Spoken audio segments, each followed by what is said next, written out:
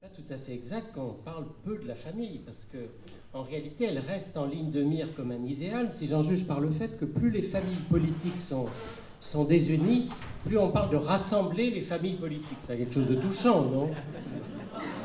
Bien, bonsoir à tous, je suis donc Thierry Aumonier. Vous verrez si je suis chargé d'animer ou de modérer, ça dépendra des intervenants. Pour me présenter, selon le thème d'aujourd'hui, je dirais que côté famille, je suis père de 5 enfants et grand-père de 16 petits-enfants. Et côté, tout en étant marié, hein, légitimement, rassurez-vous. Et côté professionnel, j'ai eu une première vie dans la fonction publique, une seconde après avoir démissionné en créant et en développant des entreprises que j'ai vendues il y a une dizaine d'années. Maintenant, je fais de l'accompagnement de chefs d'entreprise ou de patrons d'organisations professionnelles. Et de temps à autre, quelques chroniques sur KTO ou La Croix. Alors, peut-on concilier famille et travail?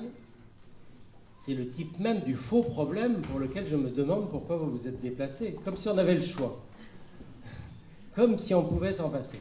Bon, bien entendu, vous l'avez bien compris, ce qu'on va traiter, et c'est une vraie question, c'est le comment de cette conciliation de travail et de famille.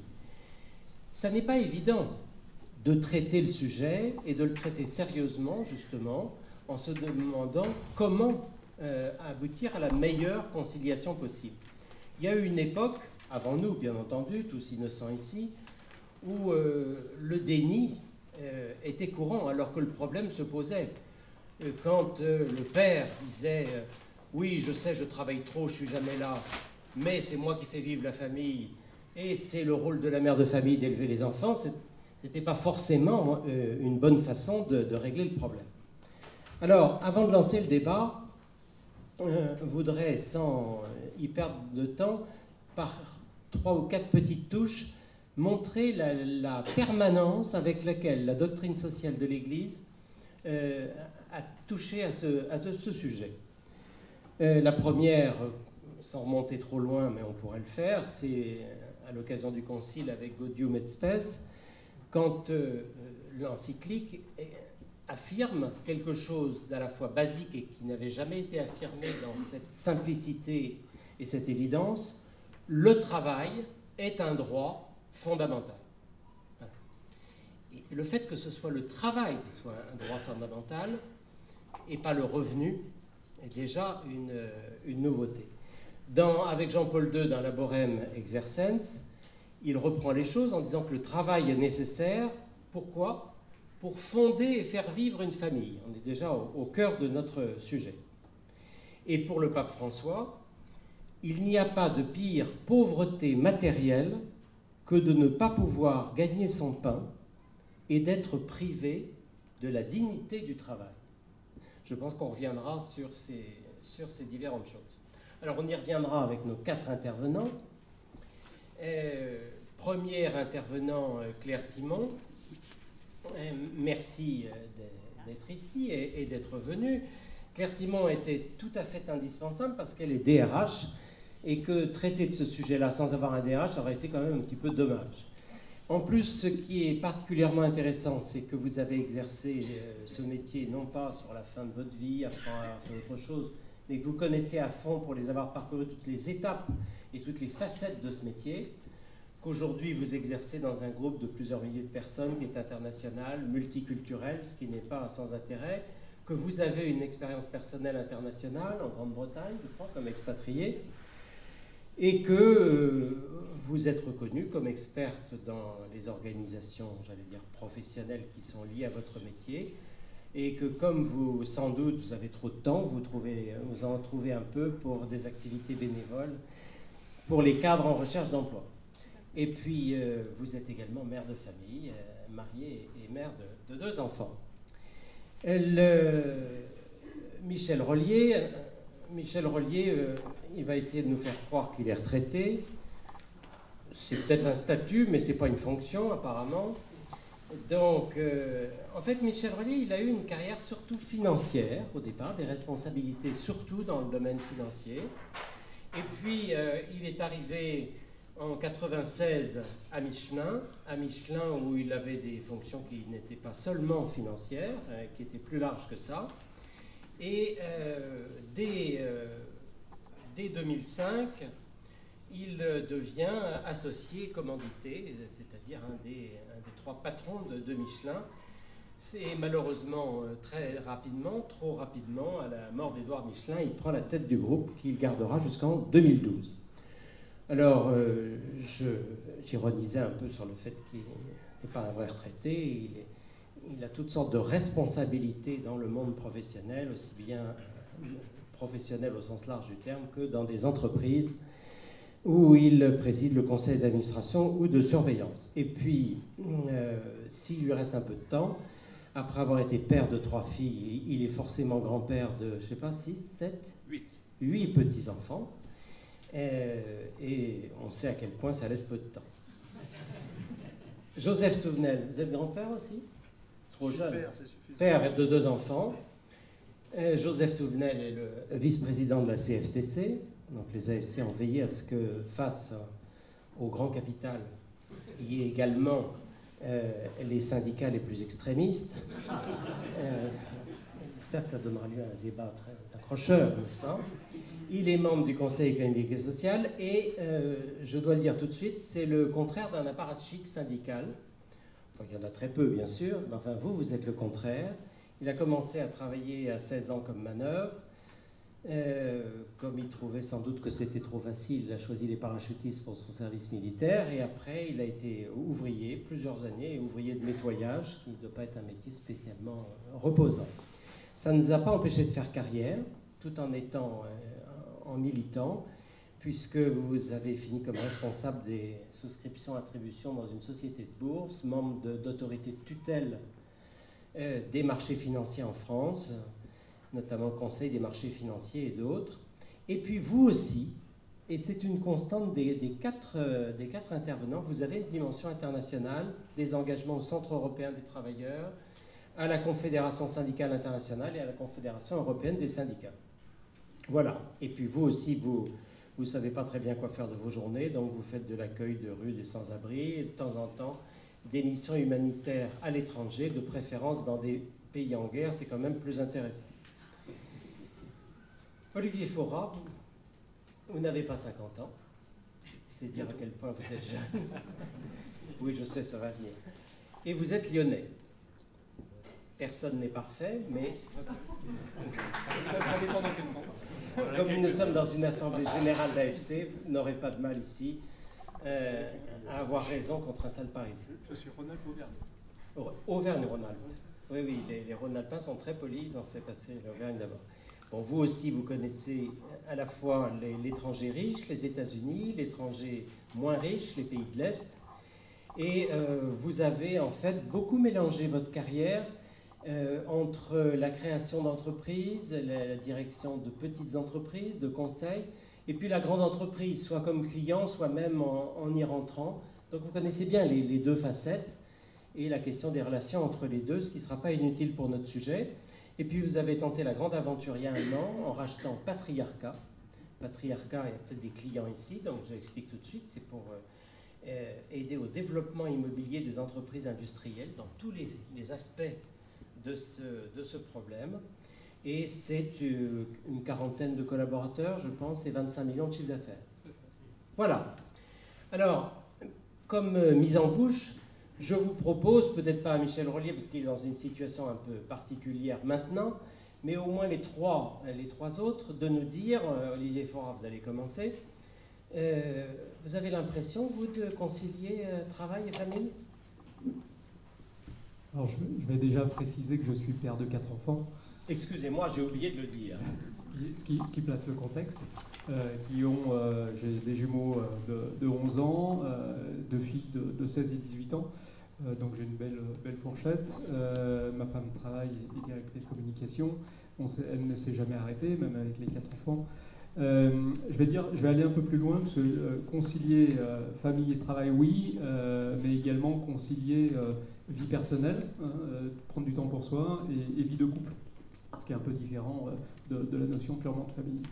Donc bien évidemment, cette conciliation, elle est difficile en semaine, lorsqu'on est chef d'entreprise, mais cadre également, ou lorsqu'on se déplace beaucoup, à l'international notamment. Ça signifie qu'il faut trouver un équilibre entre déjà la semaine, les week-ends, les vacances, ça c'est un point important. Et puis, il faut être capable de créer les conditions favorables, créer des moments intenses. Et si je parlais plus d'intensité du moment pour arriver à concilier cette vie professionnelle et cette vie familiale, mais également vis-à-vis de sa famille, toujours faire de son mieux pour être en communication avec sa famille. Et ça, c'est une perception qui est extrêmement importante pour la famille, notamment. Lorsqu'on est père de famille ou mère de famille, qu'on est très impliqué dans son travail, si on fait de son mieux pour arriver à cette conciliation, ça facilite grandement la perception et l'environnement de cette conciliation. Mais est-ce que vous y arrivez, vous? Alors, oui, je fais de mon mieux. On va dire qu'aujourd'hui, effectivement, je parlerai un peu de mon aventure effectivement d'entrepreneur et de reprise d'entreprise. C'est un vrai choix, une reprise d'entreprise. On renonce à beaucoup de choses.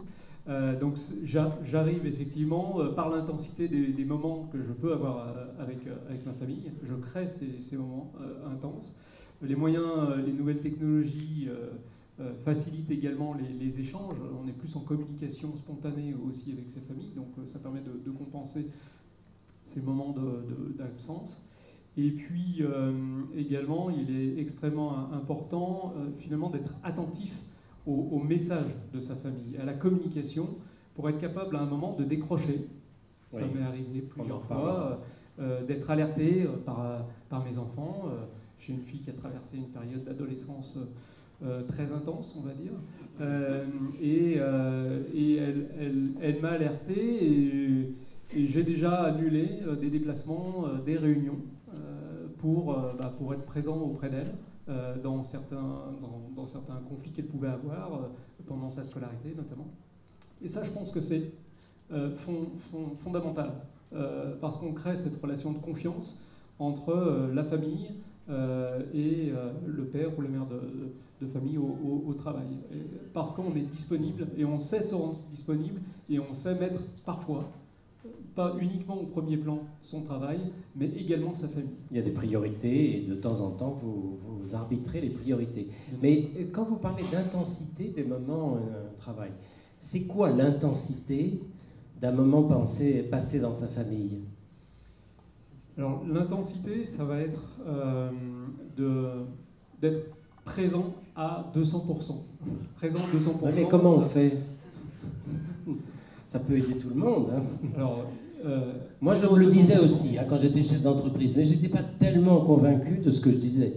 C'est très difficile. Hein. Être capable de prendre un moment, un ballon pour aller faire un petit match de basket avec ses garçons, c'est des moments très intenses. Être capable de décrocher et d'emmener toute sa famille spontanément au restaurant ou au spectacle ou même à d'autres moments, aller faire une marche en montagne. On est proche de la montagne à Lyon, donc on part souvent en montagne, et être capable finalement de créer ces opportunités où on crée une symbiose familiale et également être vraiment en proximité et communiquer. Donc les moments intenses, c'est aussi être extrêmement attentif à sa famille, à l'évolution de sa vie familiale, communiquer énormément. Et je pense que c'est vraiment au-delà, c'est pas une présence, hein, c'est vraiment cette intensité-là, c'est un moment partagé, et je pense que, comme lorsqu'on est en prière, c'est l'intensité que l'on peut créer dans la relation avec Dieu, elle est très profonde. Il n'y a pas besoin forcément de grands mots, de grands messages ou de grands événements pour aussi créer cette intensité. En tout cas, c'est sûr que, quelle que soit l'activité, ça n'est pas la même intensité de dire « moi, je passe beaucoup de temps dans ma famille » que quand on sait que...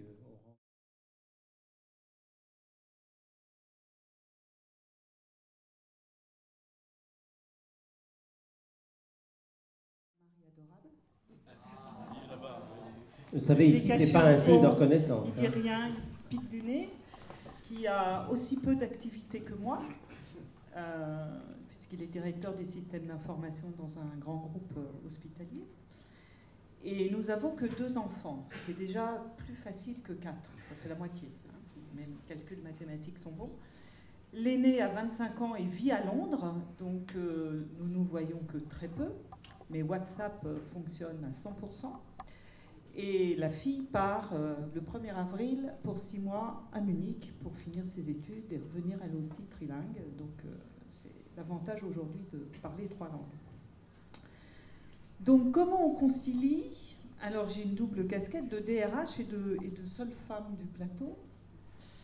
Alors en tant que femme, je dirais déjà un mari qui prend facilement la relève quand on est à l'international, puisque pendant un moment de ma carrière, je passais 15 jours à Chicago, 15 jours sur le reste de l'Europe et accessoirement les week-ends à la maison. Donc c'était un peu compliqué, mais j'y arrivais. Il faut avoir une capacité à peu dormir, 5 heures, ça va. Donc on occupe ses journées. Et puis il faut, le maître mot, je pense, c'est beaucoup d'organisation. Voilà. Planifier, organiser, anticiper tout ce qui peut se passer. Après, vis-à-vis des enfants, c'est beaucoup, comme vous le disiez, 100%. Quand on est là, on est vraiment là. J'ai toujours eu comment dire, pas une doctrine, mais je me suis toujours obligée, quand j'arrivais à la maison, d'éteindre mon téléphone. Quand je pars en vacances, j'ai toujours mon téléphone professionnel. J'ai toujours eu 2 téléphones, un téléphone privé et un téléphone professionnel. Mes proches de mon équipe et mon président a toujours eu mon téléphone personnel aussi. Les directeurs d'usine aussi. S'il y avait un problème dans une usine, on pouvait me joindre, mais sur mon téléphone privé. Tout le reste ne l'avait pas. Et donc, mon téléphone professionnel était systématiquement fermé quand j'arrivais chez moi et fermé le week-end. Quand je pars en vacances, j'ai mon ordinateur portable parce que si j'ai besoin de me connecter pour un dossier ou quoi que ce soit, il voyage partout, mais il n'est jamais allumé. C'est assez rare que j'ai allumé mon ordinateur et mon téléphone professionnel. Donc c'est aussi une organisation au travail de et ce on temps-là. reviendra sur les questions Voilà. d'organisation. Donc il y a beaucoup de choses comme ça. Et en couple, Voilà. parce qu'il y a les enfants. Alors en couple, mais en couple, on a moins d'obligations et on comprend bien, étant tous les 2 très occupés, est-ce qu'il n'y a pas un risque aussi pour la vie de couple? Je ne sais pas s'il y a moins d'obligations. Oui, quand tu as un enfant qui a absolument besoin de vous pour faire ceci ou ça, dire on est un peu forcé. En couple, on est autonome complètement. Ça peut être tentant de se dispenser et de ne pas choisir la bonne priorité. Je vais vous raconter une anecdote qui va faire, je pense, rire l'Assemblée. Dans une de mes sociétés précédentes, j'avais un patron allemand qui était absolument adorable et qui considérait que 21h, 21h30 était le bon horaire pour me téléphoner, pour me demander de lui transférer des dossiers. Ça a marché 8 jours, ça a marché 10 jours. Au bout de 10 jours, j'ai dit c'est plus possible. Et donc, je lui avais dit plusieurs fois gentiment que pour transférer un dossier, ça pouvait attendre le lendemain, surtout que j'arrive à 7h au travail. Donc, je pense que comme lui n'arrivait qu'à 9h30, il avait le temps de le dire d'ici là. Bien. Et puis, malheureusement, j'ai peut-être pas été assez persuasive, puisqu'il a continué jusqu'au jour où j'ai demandé à mon époux, un soir, j'avais les mains dans mon évier, je ne pouvais pas répondre, j'ai dit réponds, et donc mon mari, très gentiment, lui a demandé si c'était urgent. Et pris de court, il a dit bah non. Donc mon mari gentiment a répondu bah rappelez demain. Et puis il a raccroché. Alors manque de peau, c'était un membre du comité exécutif, donc je me suis dit oulala, fin de mon bonus. Donc le lendemain matin, 1re heure, j'ai attendu 9h30 qu'il arrive en Allemagne, puisque moi j'étais basée en France, et je lui ai présenté mes excuses du fait que je n'ai pas pu répondre le soir. Et je lui ai expliqué à ce moment-là que j'avais 5 vies. Il m'a dit ah bon? Ben, je dis oui, tu connais une vie qui est ma vie professionnelle, mais tu ne connais pas les autres. Et il m'a dit ah oui, et alors ben, je dis je vais t'expliquer, donc tu me connais ma vie professionnelle, quand je rentre à la maison, je pose mes affaires professionnelles et j'attaque ma vie de mère, c'est-à-dire que je m'occupe des enfants, avec mon mari s'il est là, à savoir est-ce que tu as fait tes devoirs, est-ce qu'il y a un livre à acheter, mince, il n'y a plus de colle, zut, il faut le stylo feutre 4 couleurs ou je sais pas quoi, bref, donc on court. Et puis, on les met en pyjama, et puis on attaque la deuxième vie qui est préparer à... Troisième vie, ouais, oui, on dit bien. Troisième vie qui est de préparer le dîner, etc., etc. On revient à la deuxième vie, puisqu'il faut brosser les dents, coucher les enfants, raconter un horaire, etc. Faire les papiers, accessoirement aussi, il y a des factures à payer, donc il faut les contrôler. Et voilà, et je lui dis, donc tu vois, vraiment, à partir du moment où je suis arrivée à la maison, je n'ai absolument pas le temps de m'occuper de ton mail. Donc ça attendra le lendemain. Et comme c'est un Allemand, il avait bien compté, il me dit, mais tu ne m'as cité que 4 vies. Bah, j'ai dit, oui, il y a ça qui est là. Il me dit, si tu veux vraiment savoir, il me dit, oui. Je dis, non, écoute, je ne vais pas te faire un dessin. Il me dit, si, explique-moi. Bah, je dis, écoute, c'est simple, quand je me couche à 23h, j'attaque ma 5e vie, geisha. Il faut que je m'occupe de mon mari. Donc je n'ai pas de temps non plus pour toi à ce moment-là. Bon, merci. Fin de l'histoire, ceci étant dit, nous nous sommes croisés 8 jours plus tard dans un comex et nous avons éclaté de rire tous les deux, lui déguisé en japonaise, et à partir de là, il ne m'a plus jamais téléphoné ni contacté passé 20 heures. On a le droit d'être intelligent. C'est de l'organisation et voilà. Joseph Touvenel. Écoutez, contrairement à Claire Simon... Parce que vous, attention, il ne faut pas éviter les sujets. Un syndicaliste, ça n'a normalement, c'est pas forcément les jours de la semaine avec un horaire de fonctionnaire. La preuve. Ben oui. Mais contrairement à Claire Simon, je n'ai pas de mari adorable. J'ai un couple assez réactionnaire. Et pour répondre à la question, en fait, je suis bien incapable. Je souhaite, j'espère avoir trouvé cet équilibre, vie professionnelle, vie personnelle, vie familiale. Mais c'est mon épouse, c'est mon entourage qui peut répondre. Moi, ça m'est beaucoup plus difficile. Mais la question, d'ailleurs, était à l'équipe par rapport au travail. C'est bien ça. Oui, est-ce que vous avez l'impression de concilier travail et famille? Mais alors, il faut peut-être définir ce qu'est le travail, en tout cas, à mon sens, qui est le sens social chrétien. Travailler, c'est participer à l'œuvre commune. Par le travail, je me réalise, je crée et j'ai du lien social, j'assure une autonomie, d'accord, mais d'abord, je participe à l'œuvre commune. Ce qui veut dire que la notion chrétienne du travail n'est pas forcément le travail rémunéré. Les mères de famille, ou les pères, mais c'est plus généralement les mères, qui élèvent leurs enfants, travaillent. Et on ne leur pose jamais la question, vous arrivez à concilier travail et travail? Et pourtant, elles travaillent. Elles participent au bien commun. Et d'ailleurs, leur travail, s'il n'est pas rémunéré directement, apporte à la société, on ne sait pas le mesurer. Mais économiquement, entre des enfants qui sont nés dans un milieu équilibré, on s'est occupé d'eux, on les a élevés. Économiquement, pour la société, c'est un atout considérable. Et le travail gratuit, le travail des bénévoles du dimanche, ceux qui encadrent des mouvements. C'est du travail aussi. C'est du travail. Mais on a tendance à penser travail salarié quand on parle du travail. Et donc, voilà, je fais bien la différence entre les deux. Alors maintenant, s'il s'agit du travail salarié, c'est mon épouse qui peut répondre. Si ces équilibres ont été trouvés ou pas. Après, je pense qu'il n'y a pas de modèle. Ça dépend des caractères, ça dépend des métiers, ça dépend des enfants, ça dépend du lieu géographique que nous sommes, parce que si je suis en région parisienne et que j'ai 1h30 de transport le matin, 1h30 de transport le soir, évidemment l'organisation ne peut pas être la même que si je suis à 10 minutes de chez moi. Et donc il n'y a pas de modèle, il y a à avoir un souci. Et par exemple, j'ai entendu quelque chose qui était très intéressant et qui est exact en partie et totalement faux, c'est les outils électroniques, ce que j'appelle la laisse électronique. Est-ce que ça permet de mieux concilier la vie familiale et la vie professionnelle? Dans un certain nombre de cas, oui, à l'évidence. Dans un certain nombre de cas, non, à l'évidence. Puisque ça permet à un Allemand de venir envahir le territoire français à 21h. Et vous voyez comme quoi tout peut être est une question d'équilibre, de volonté et d'organisation à la fois de l'entreprise. Veiller à ce qu'on ne dérange pas à 21h le soir, parce qu'on fonctionne, nous, comme ça, et d'organisation de la société en général. Si nous sommes ici ensemble aujourd'hui, c'est parce que dans notre société, on organise des temps collectifs où on peut se retrouver pour la vie familiale, personnelle, associative et spirituelle. Ces temps s'appellent le dimanche et le week-end en général. Il faut savoir préserver ces temps, sinon vous ne pourriez pas vous réunir, ni avoir cet équilibre. Aujourd'hui, je considère que je travaille au sens bénévole, mais ça participe aussi à mon équilibre familial, puisque les enfants, eux, Ils sont tranquilles à la maison, ils n'ont pas les parents sur le dos à samedi. Oui, on peut dire ça comme ça. On pourra le dire aussi plus positivement tout à l'heure. Alors, ce sujet de la conciliation famille-travail est un sujet qu'on n'osait pas trop aborder dans l'entreprise autrefois.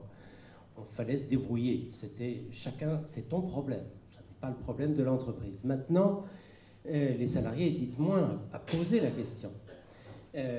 Alors, le DRH d'une PME, c'est le chef d'entreprise. Est-ce que vous avez des demandes de vos salariés à vous, en tant que chef d'entreprise, pour vous aider, ils demandent des choses qui pourraient les aider à concilier famille et travail? Alors, je vais déjà situer le rôle du chef d'entreprise comme quelqu'un qui a la responsabilité de créer l'environnement équilibré des collaborateurs et au premier plan, de leur permettre de concilier justement cette vie familiale et cette vie de travail. Donc ça, c'est extrêmement important de créer cet environnement et j'insiste sur le fait que c'est la responsabilité du chef d'entreprise de créer cet environnement. Une des premières demandes des collaborateurs, c'est de connaître leur environnement. C'est-à-dire que tout le monde, chacun a une perception différente du travail, de l'extension du travail dans la vie familiale et vice-versa, de la vie familiale au travail. Les frontières sont de plus en plus ténues, et je vais même peut-être provoquer, mais l'entreprise est souvent une deuxième famille et la famille est souvent un deuxième collaborateur. Donc, en tout cas, dans une PME, c'est assez révélateur. Donc, connaître l'environnement personnel et familial des collaborateurs, c'est extrêmement important pour justement être capable d'une part de respecter, mais également de créer l'environnement qui va faciliter pour le collaborateur d'être en vigilance, d'être en bienveillance vis-à-vis du collaborateur par rapport à sa vie familiale. Ça, c'est un point qui est extrêmement demandé, et l'empathie est très importante également vis-à-vis des collaborateurs. Donc cette relation, il faut être capable de la créer, ça demande beaucoup d'investissement. Je parle du chef d'entreprise, ou des cadres, des encadrants, des managers, etc. Mais c'est essentiel. Le deuxième point, c'est de donner de la reconnaissance. La reconnaissance, notamment pour valoriser le sacrifice, puisqu'on fait tous des sacrifices au travail, on passe beaucoup de temps, parfois plus de temps au travail que dans sa vie familiale. Et donc, il faut être capable de créer cette reconnaissance, d'abord verbalement, c'est important, veiller à féliciter ou à reconnaître le travail bien fait pour les collaborateurs. Le deuxième point, c'est effectivement de leur donner une reconnaissance matérielle et pécuniaire. Ça, c'est important. Et cette reconnaissance, elle sera également perçue par la famille. Au premier plan, l'épouse ou le mari qui sera capable de... Et ça, c'est des compensations. Oui, Est-ce qu'il y a des demandes pour que ça se passe mieux, qu'il y a des demandes d'organisation aux chefs d'entreprise, de modification, d'aménagement, pour les aider à mieux concilier les deux? On parlait d'organisation, Claire Simon parlait d'organisation, il faut créer l'environnement aujourd'hui. Alors il y a beaucoup de thèmes sur le bonheur au travail ou les entreprises libérées, avec beaucoup de mots derrière, mais c'est surtout être capable de libérer les énergies et de rendre autonomes et responsables aussi les équipes dans un environnement qui est parfois contraint. Lorsqu'on est sur des chaînes de production, on ne peut pas être libre de ses mouvements, de quitter son travail, etc. Mais en tout cas, l'organisation est extrêmement importante, effectivement. Claire Simon, qu'est-ce que vous entendez comme demande qui puisse aider les salariés à concilier les deux, travail et famille? Alors, première chose, pour rebondir sur les propos qui viennent d'être tenus, empathie, écoute, disponibilité, partage. J'ajouterais aussi, pour l'entreprise, flexibilité et agilité. on a malheureusement, ou heureusement, je ne sais pas, mais il existe 2 grosses strates dans l'entreprise.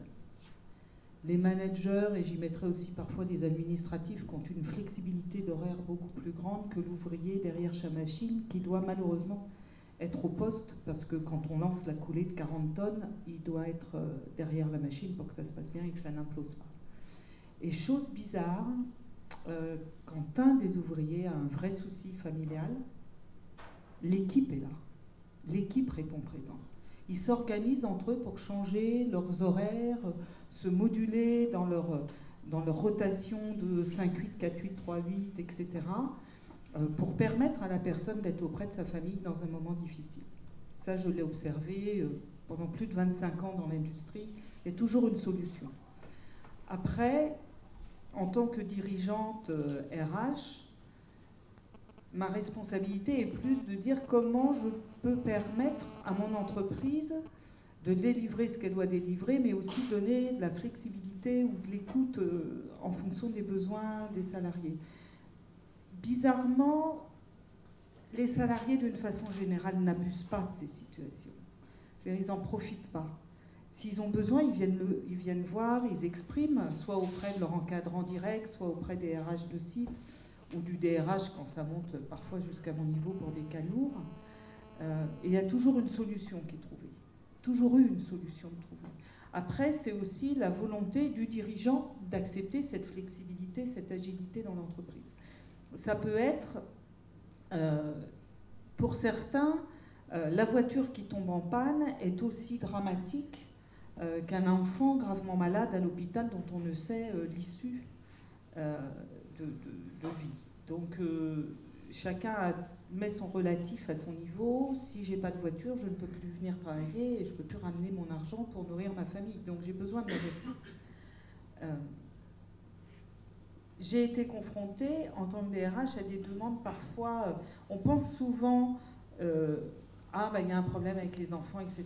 Aujourd'hui, les demandes dans l'entreprise changent. On n'a pas plus, mais des demandes se font jour pour aider les parents en fin de vie, par exemple. On vient nous voir maintenant RH là-dessus. C'est plus uniquement les enfants qui, à un instant T, sont à l'hôpital et ont un souci, ou voilà, il y a un gamin qui est dans une passe difficile, les 5e, 3e, là, la 5e à la 3e, fin de collège, là, c'est toujours compliqué pour tout le monde. Donc, il faut un peu de flexibilité à ce moment-là. Voilà. Mais maintenant, on a la problématique des parents âgés et comment on accompagne nos salariés dans ces problématiques-là. Et c'est pas uniquement donner du temps. C'est pas uniquement j'ai besoin de m'organiser pour un rendez-vous médical. C'est pas ça qu'ils attendent. Parfois, c'est aussi je viens voir le DRH parce qu'on a un réseau, parce que et la question c'est vous ne connaîtriez pas un médecin spécialiste de ça. Voilà. Et donc, on fait jouer son réseau parce qu'on connaît des médecins et on trouve une solution. On est apporteur de solutions. On doit trouver des solutions, orienter pour trouver la solution. Et c'est bien que c'est notre rôle. C'est bien que vous citiez un exemple dans la santé, parce qu'effectivement, on demande de plus en plus aux entreprises, et notamment dans le domaine de la santé, déjà par les accords d'entreprise, souvent la complémentaire santé est payée largement par l'entreprise, et on attend même dans le domaine de la santé quelque chose, et ça fait bien partie de la conciliation famille-travail. Alors Michel Rollier, dans un grand groupe comme Michelin qui passe pour pratiquer l'innovation, pas seulement technologique mais aussi sociale, est-ce qu'on fait des choses un peu particulières? Est-ce qu'on en fait plus? Est-ce qu'on fait autre chose? Je pense qu'on probablement pas plus que les autres, pas plus que les grandes entreprises. Il y a beaucoup de choses qui peuvent être faites, mais peut-être avant. Effectivement, voyant cette question comment concilier, j'ai regardé ce qu'on faisait chez Michel, j'ai regardé ce que faisait chez les autres, et figure-toi que j'en suis venu à me demander si la question qui était posée tout à l'heure, peut-on, si on mettait pourra-t-on, je pense que la question est ouverte aujourd'hui, quand on examine les solutions qui sont proposées, qui commencent à être proposées aux États-Unis. Il y a maintenant quand même 20% des entreprises américaines qui financent la congélation d'embryons ou d'ovules pour permettre justement de mieux concilier une vie familiale en différant les naissances et la vie de travail. Donc je pense que la question n'était pas aussi était provocatrice Au présent, elle est fausse, et je vais y venir, mais au futur, je crois que la question, il y a 20% des entreprises américaines aujourd'hui. Et ça se propage, on appelle ça les freezing eggs parties. Voilà. Et ça, c'est bien au motif, au nom de permettre à une femme de mener la même vie professionnelle qu'un homme. Alors maintenant, effectivement, dans une entreprise, et vous l'avez rappelé tous les deux, c'est la responsabilité du chef d'entreprise. Sa première responsabilité est effectivement de prendre en compte aussi l'équilibre familial de ses salariés. Et vous l'avez dit aussi, je crois que la première mission, c'est de créer un environnement de travail, on peut peut-être l'appeler un bien-être au travail, même une qualité de vie au travail, qui va nécessairement rejaillir sur l'équilibre familial. Mais au-delà de ça, effectivement, alors est-ce que c'est à la demande des salariés ou est-ce que c'est par initiative? Il y a des tas de mesures souvent qui peuvent paraître certaines un peu simplettes, mais qui sont, dans une grande entreprise par exemple, développer des services de conciergerie, comme Michelin peut en développer, mais on n'a pas été les premiers à le faire, qui permettent d'offrir aux salariés un service de concierge qui pourra aller chercher une pièce d'identité, aller chercher une lettre recommandée, envoyer une lettre recommandée, toutes ces choses, ou faire des tas de formalités qui empoisonnent la vie, qui mettent un peu de stress, voire même, on peut les pousser très très loin. Donc voilà des mesures, installer au centre de recherche de Michelin, installer un drive-in dans le centre même qui permet pendant son travail de passer ses commandes et en sortant d'ouvrir son coffre et de le remplir des achats dont la famille a besoin. Il y a un certain nombre de mesures, des mesures même encore plus bêtes. La première mesure, un peu simplette, qu'on m'avait fait prendre au siège social de Clermont-Ferrand, j'avais trouvé ça un peu bête, mais en fait c'était très intelligent, c'était de réserver des places de parking pour les parents qui devaient conduire d'abord leurs enfants en classe ou à la garderie ou à la crèche, parce qu'ils arrivaient après tout le monde et ils étaient obligés d'aller chercher une place de stationnement, voire même d'aller se mettre un peu loin. Bon, ça, franchement, il n'y a pas besoin d'être génial pour y avoir pensé, mais quelqu'un y a pensé. Oui, en fait, vous avez lu l'Évangile. Oui, les derniers sont les premiers, absolument. Voilà. Autre exemple, on avait interdit les réunions avant 9h le matin, pour permettre là aussi, et pas trop tard le soir, ce qui donne une liberté, mais dans tous les cas, ne pas obliger quelqu'un qui sait que par ailleurs il va devoir conduire des enfants en classe ou ailleurs à être à 8h30 à une réunion, alors que justement à 8h25 il sera à la porte de l'école. Donc voilà, il y a des tas de mesures, mais le bien-être au travail est une première nécessité. Et là, tout a été dit, donc j'ai rien à ajouter. Si vous voulez, cette bien-être, c'est respecter d'abord les personnes dans leur travail. Et il y avait beaucoup à faire chez Michelin, beaucoup, serait-ce que garantir la sécurité du personnel. Il y a eu un très gros travail à faire qui était nécessaire, des conditions d'hygiène correctes. Vous avez parlé tout à l'heure du dimanche, c'est vrai que dans une industrie comme c'est du pneumatique, on travaille en 3/8, enfin ou en 5/8 plutôt, mais ça veut dire qu'on travaille 7 jours sur 7 et que le travail de nuit est une réalité. Donc il y a des contraintes qui sont malheureusement pas contournables, mais je crois qu'on peut faire beaucoup de choses. Vous avez parlé du personnel qui s'organise pour aider celui qui ne pourra pas venir. On a beaucoup développé dans les usines, et pas uniquement en France, dans le monde entier, les îlots de production, avec effectivement un responsable et qui, tous les matins, pendant quelques minutes, se réunissent, regardent comment fonctionne leur petite cellule qui est d'une 30aine de salariés, et éventuellement disent tel va arriver en retard, voilà comment on va s'organiser pour faire sans lui. Donc voilà, il y a beaucoup de choses qui peuvent être faites, mais il ne faut pas non plus idéaliser les choses. Le travail en 3/8 ou le dimanche est nécessaire dans bien des activités économiques. Le fait que la distance entre le lieu de travail et le domicile est souvent assez grande. Voilà. Par contre, les nouvelles technologies, certainement, vont, dans certains cas, permettre de faire une partie du travail à domicile. Ça peut libérer un peu de temps à la maison. D'autre part, également toute la digitalisation qui permet quand même, tout en étant à son bureau, de garder un œil sur ce qui se passe à la maison, est un facteur d'allègement de stress, de savoir par son iPhone que son fils, son enfant est rentré à la maison, voire même pouvoir rapidement jeter un coup d'œil et voir qu'il est en train de faire ses devoirs, peut être quelque chose qui enlève peut-être un peu de tension, parce que le gros problème, c'est la tension, plus que la fatigue elle-même. C'est la tension de ne pas être là quand on pense qu'on devrait être là.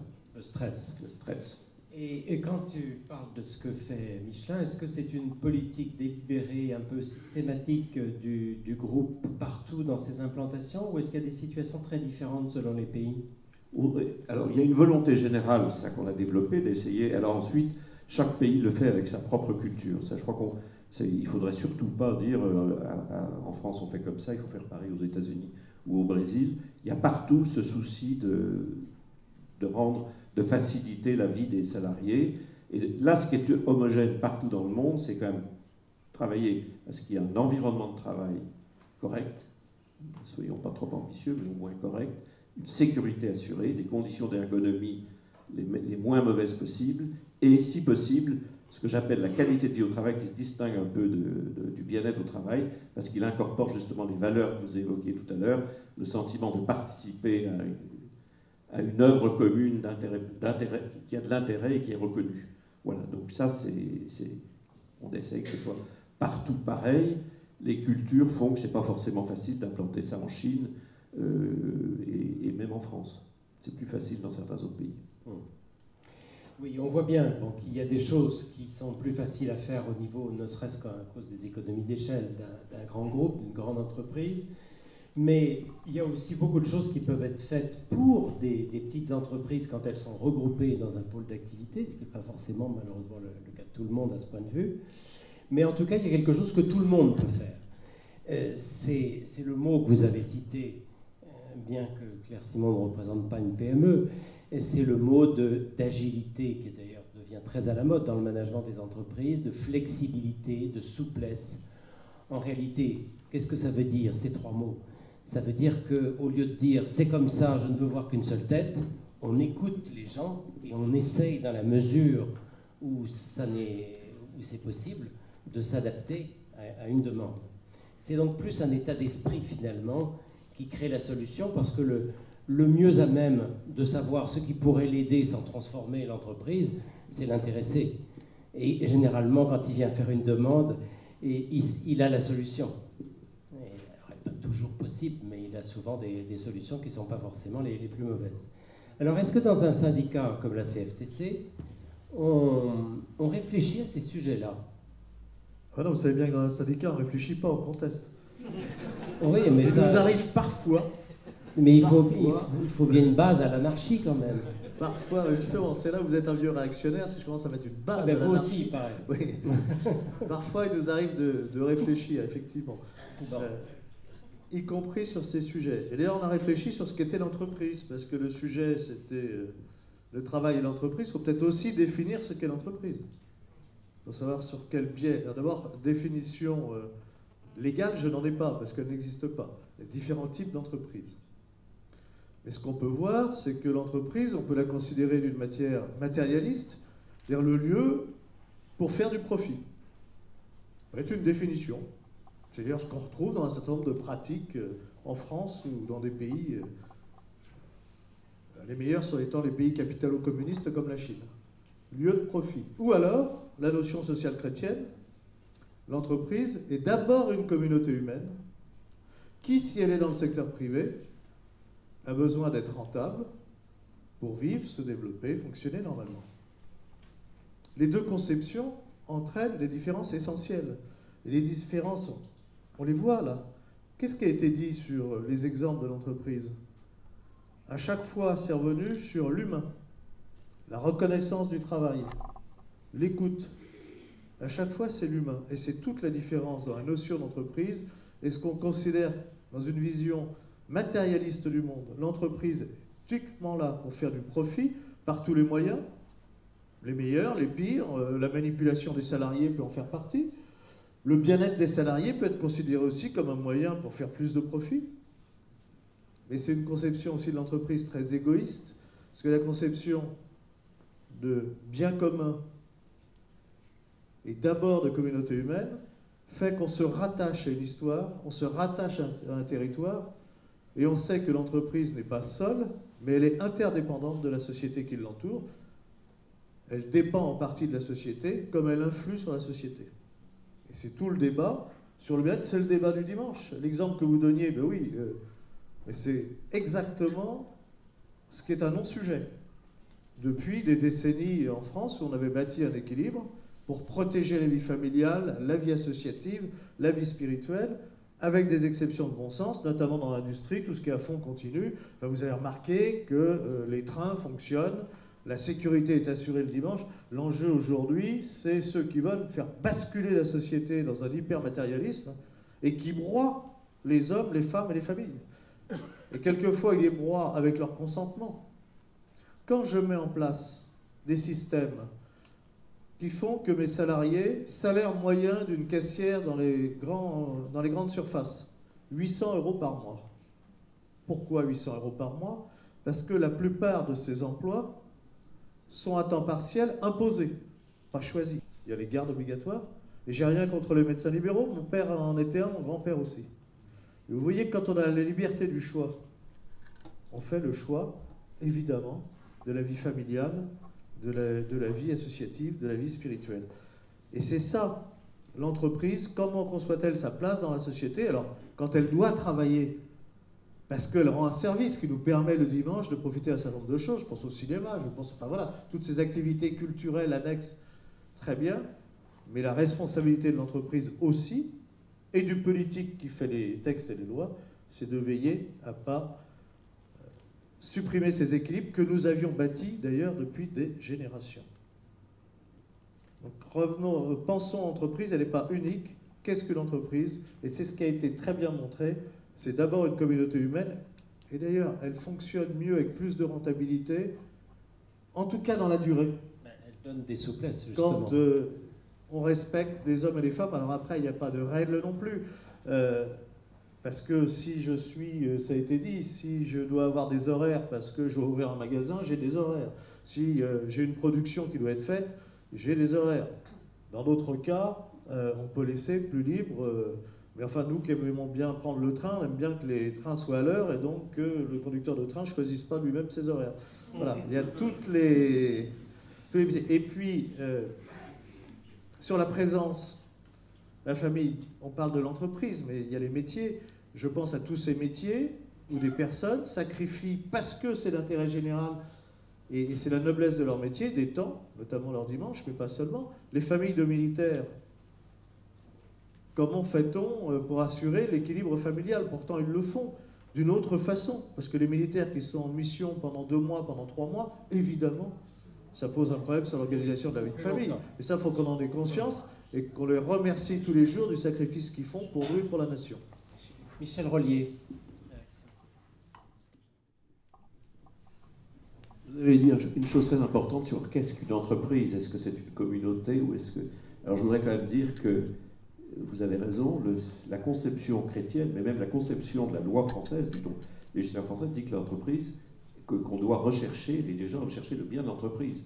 Simplement, ce qu'il faut savoir, c'est que cette définition, elle est propre à la France. Et que dans le monde anglo-saxon, l'entreprise est là pour maximiser les profits des actionnaires. Et c'est son seul objet.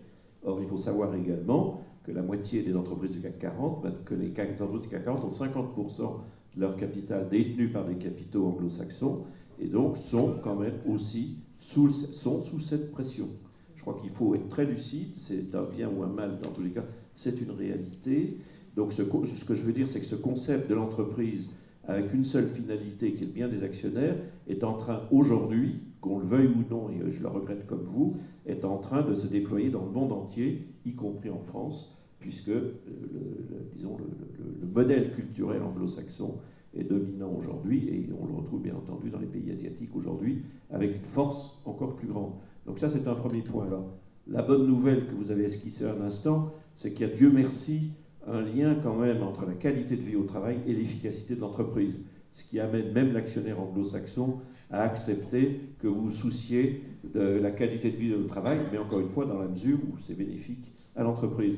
Donc je comprends parfaitement ce que je vous dis. Je voulais simplement vous dire qu'on est outré dans un monde aujourd'hui, de la même manière que je vous ai dit tout à l'heure dans mon peu pourra, on vit aujourd'hui des évolutions qui ne sont pas forcément très plaisantes à vivre, mais soyons lucides, c'est le monde d'aujourd'hui, c'est surtout le monde de demain. Oui, il y a d'ailleurs un mot qui recouvre une réalité qui est moins récente que le mot, c'est le care management. vous faites sûrement du care management, c'est très à la mode, il faut faire du care management. Alors c'est amusant parce que il se trouve que care, c'est un des mots anglais qui vient du latin, et que curum gerat, c'est-à-dire faisons du care management en latin, c'est dans la règle de Saint-Benoît.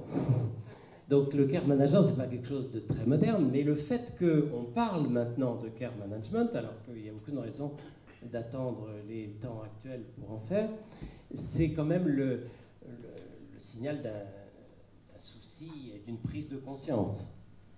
Alors, oui à la règle de Saint-Benoît.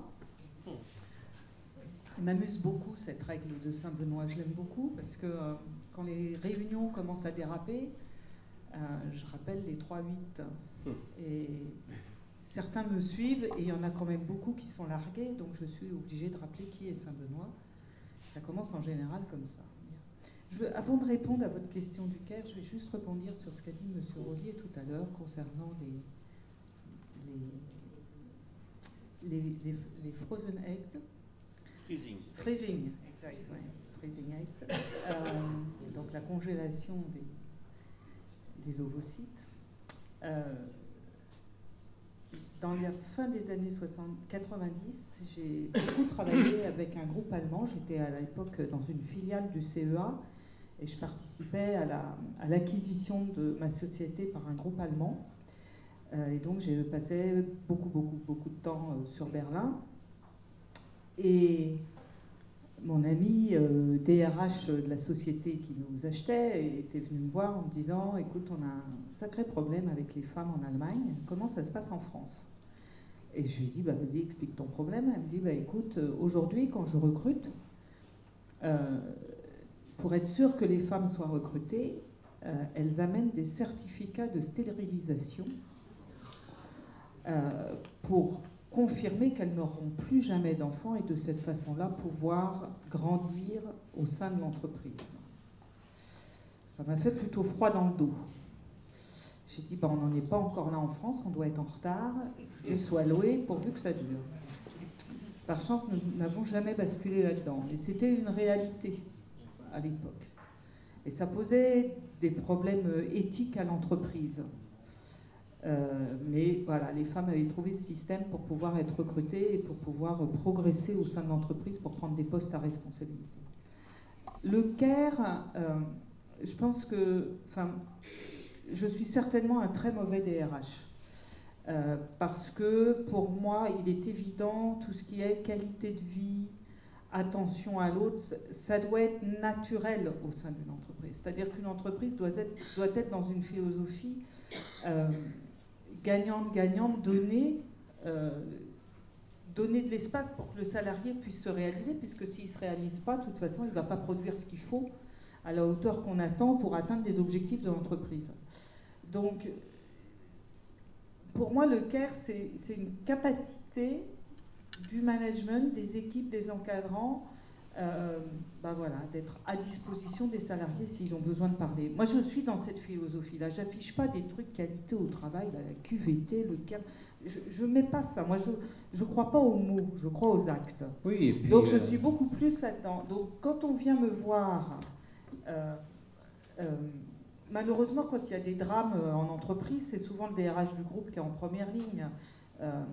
J'ai été personnellement exposée à un suicide en entreprise, des décès, la famille divorcée, l'ex-épouse qui me menace parce qu'elle n'obtient pas l'argent, des enfants qui sont mineurs et donc elle veut dépenser l'argent pour faire autre chose. Et moi, je ne peux pas donner cet argent-là, il ne m'appartient pas déjà. Et puis en plus, il y a des lois françaises, donc je dois mettre en protection les enfants, etc. Donc il y a un rapprochement avec le juge, etc. à ce moment-là. Bon.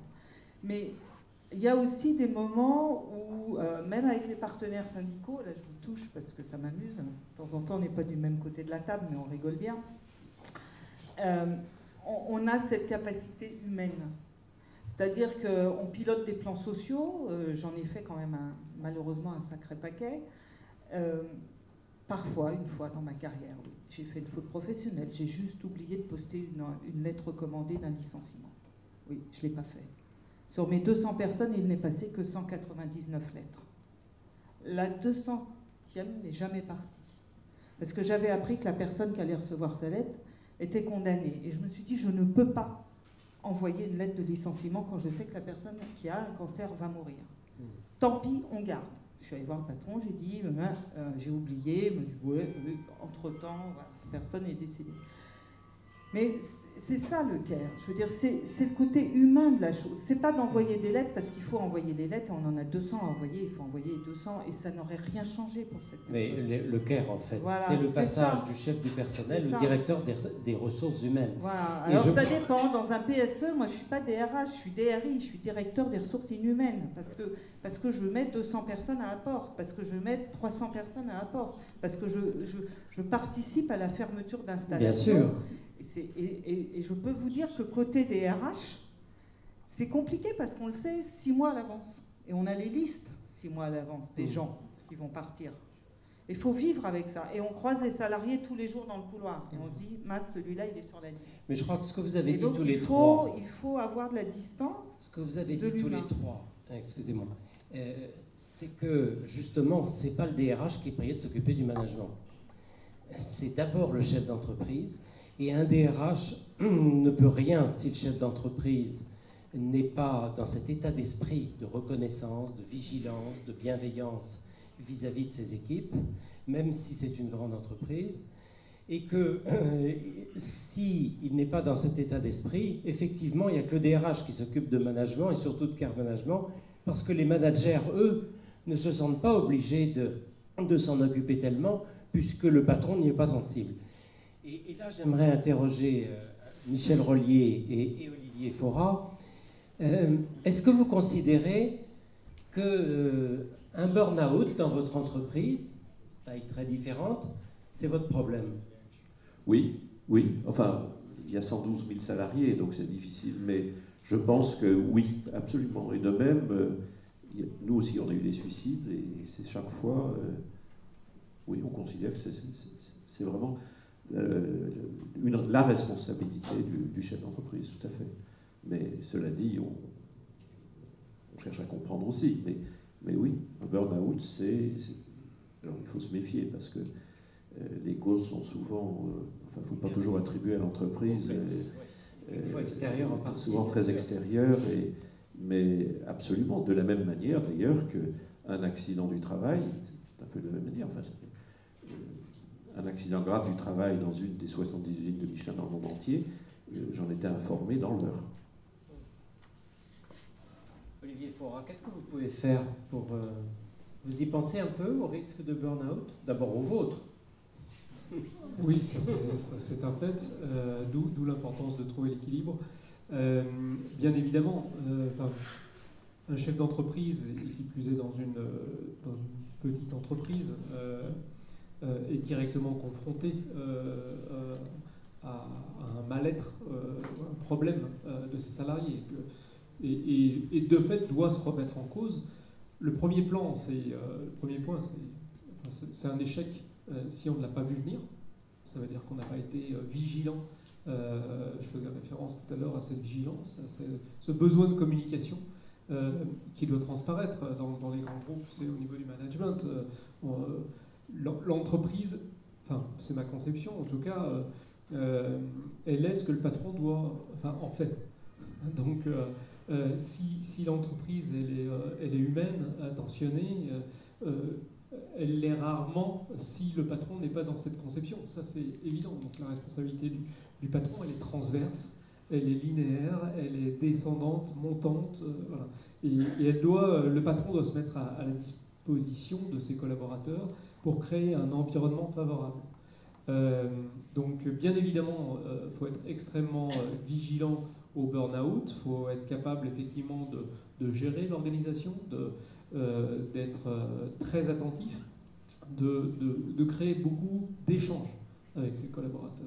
D'échanges avec ses collaborateurs parce que également ça permet certains peuvent avoir du mal à exprimer leur mal-être au travail, mais par contre c'est leurs collaborateurs directs ou leurs collègues directs qui vont échanger, qui vont alerter le chef d'entreprise. Donc il me semble essentiel, en tout cas, dans une entreprise, pour éviter le burn-out, un des premiers points, c'est de donner du sens au travail et du sens à sa vie. Parce qu'il est difficile de concilier vie familiale et vie professionnelle si il y a une perte de sens. Et souvent dans l'entreprise, effectivement, qui peut être un peu déshumanisée, et quelle que soit la taille. Ce sens professionnel est extrêmement important. Et puis, il est vraiment de la responsabilité du chef d'entreprise de donner les moyens à ses collaborateurs d'assurer leur mission dans les meilleures conditions. Donc les conditions, elles se créent effectivement par rapport à une flexibilité, effectivement, par rapport à une disponibilité, ça c'est essentiel.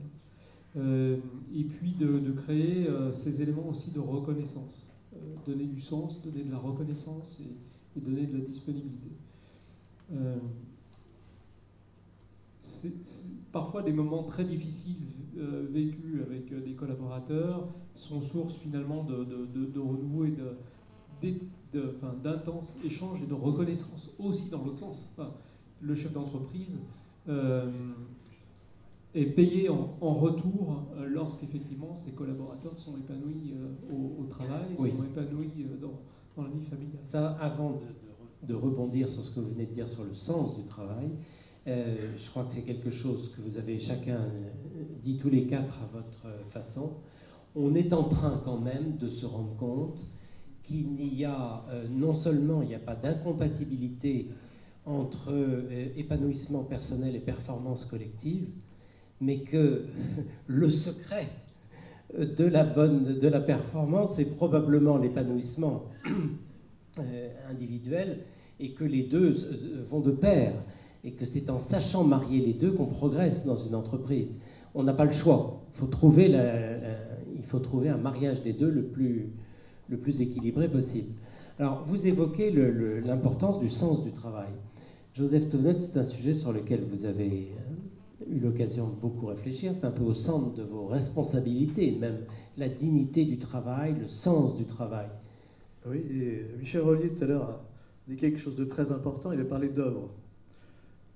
Et il est très important que chacun, chaque salarié, chaque travailleur, j'aime bien le terme de travailleur, hein, pendant des années, il a été repris par les marxistes et c'était une erreur de leur donner. Leur laisser échapper. Travailleur, ça a du sens parce que le travailleur, c'est le salarié, mais c'est l'indépendant, c'est le chef d'entreprise. Tous ces gens sont des travailleurs, les professions libérales. Et le sens du travail, d'ailleurs, de participer à une œuvre commune. Mais il faut aussi donner ce sens-là à l'extérieur, à nos familles.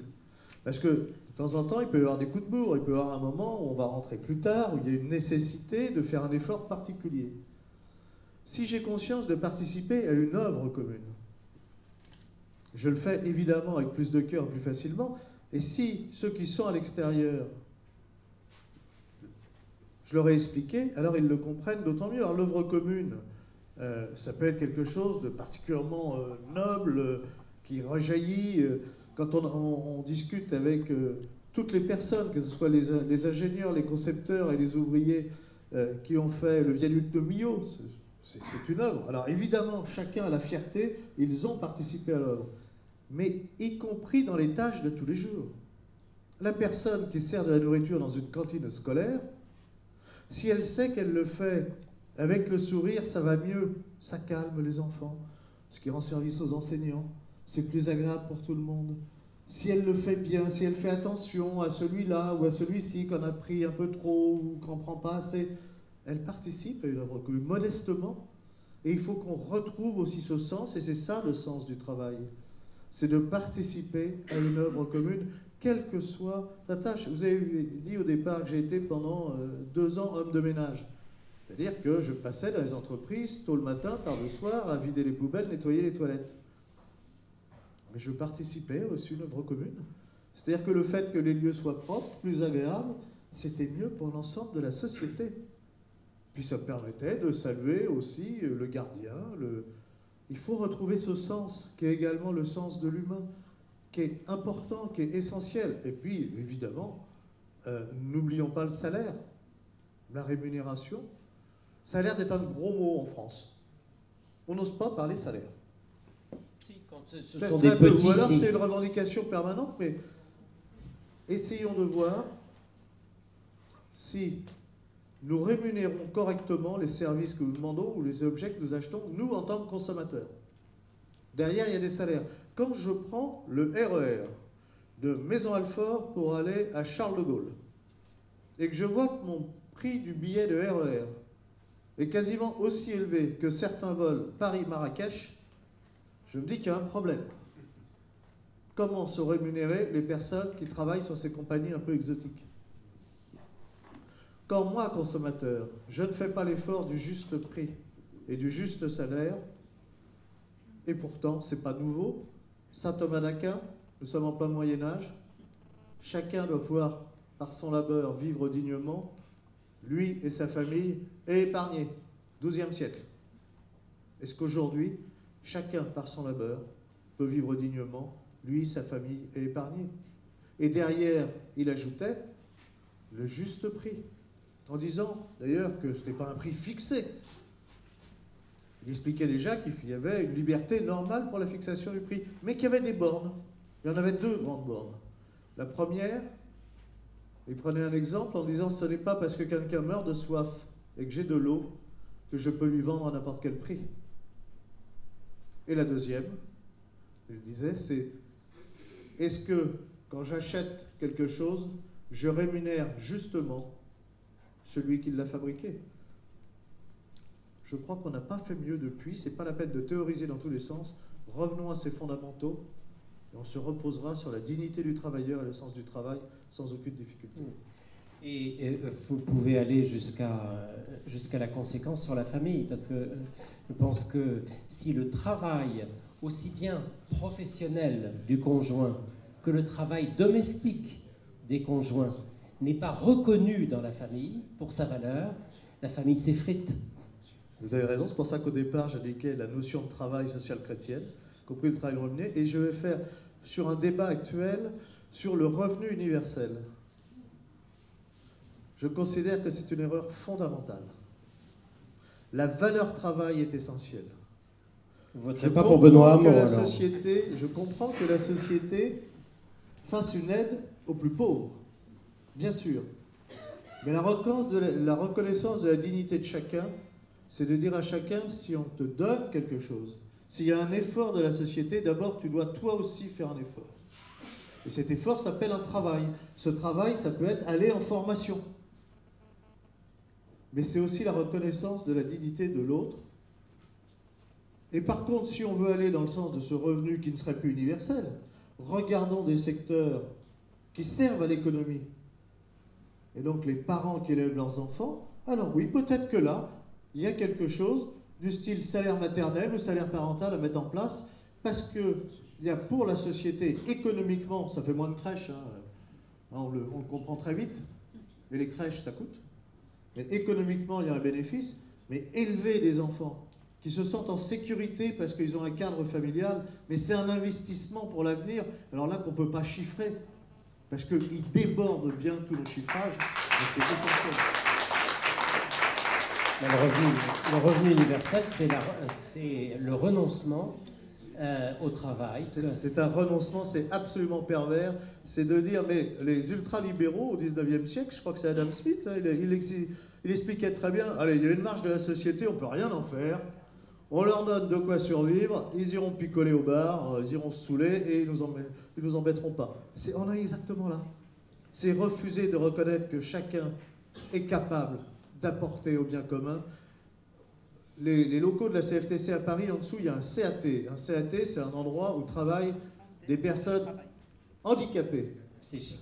Les faire travailler dans ce CAT, c'est leur reconnaître la dignité. Ils travaillent, ils servent les autres, c'est un restaurant, ils ont un contact avec la société. Et ça se passe très bien.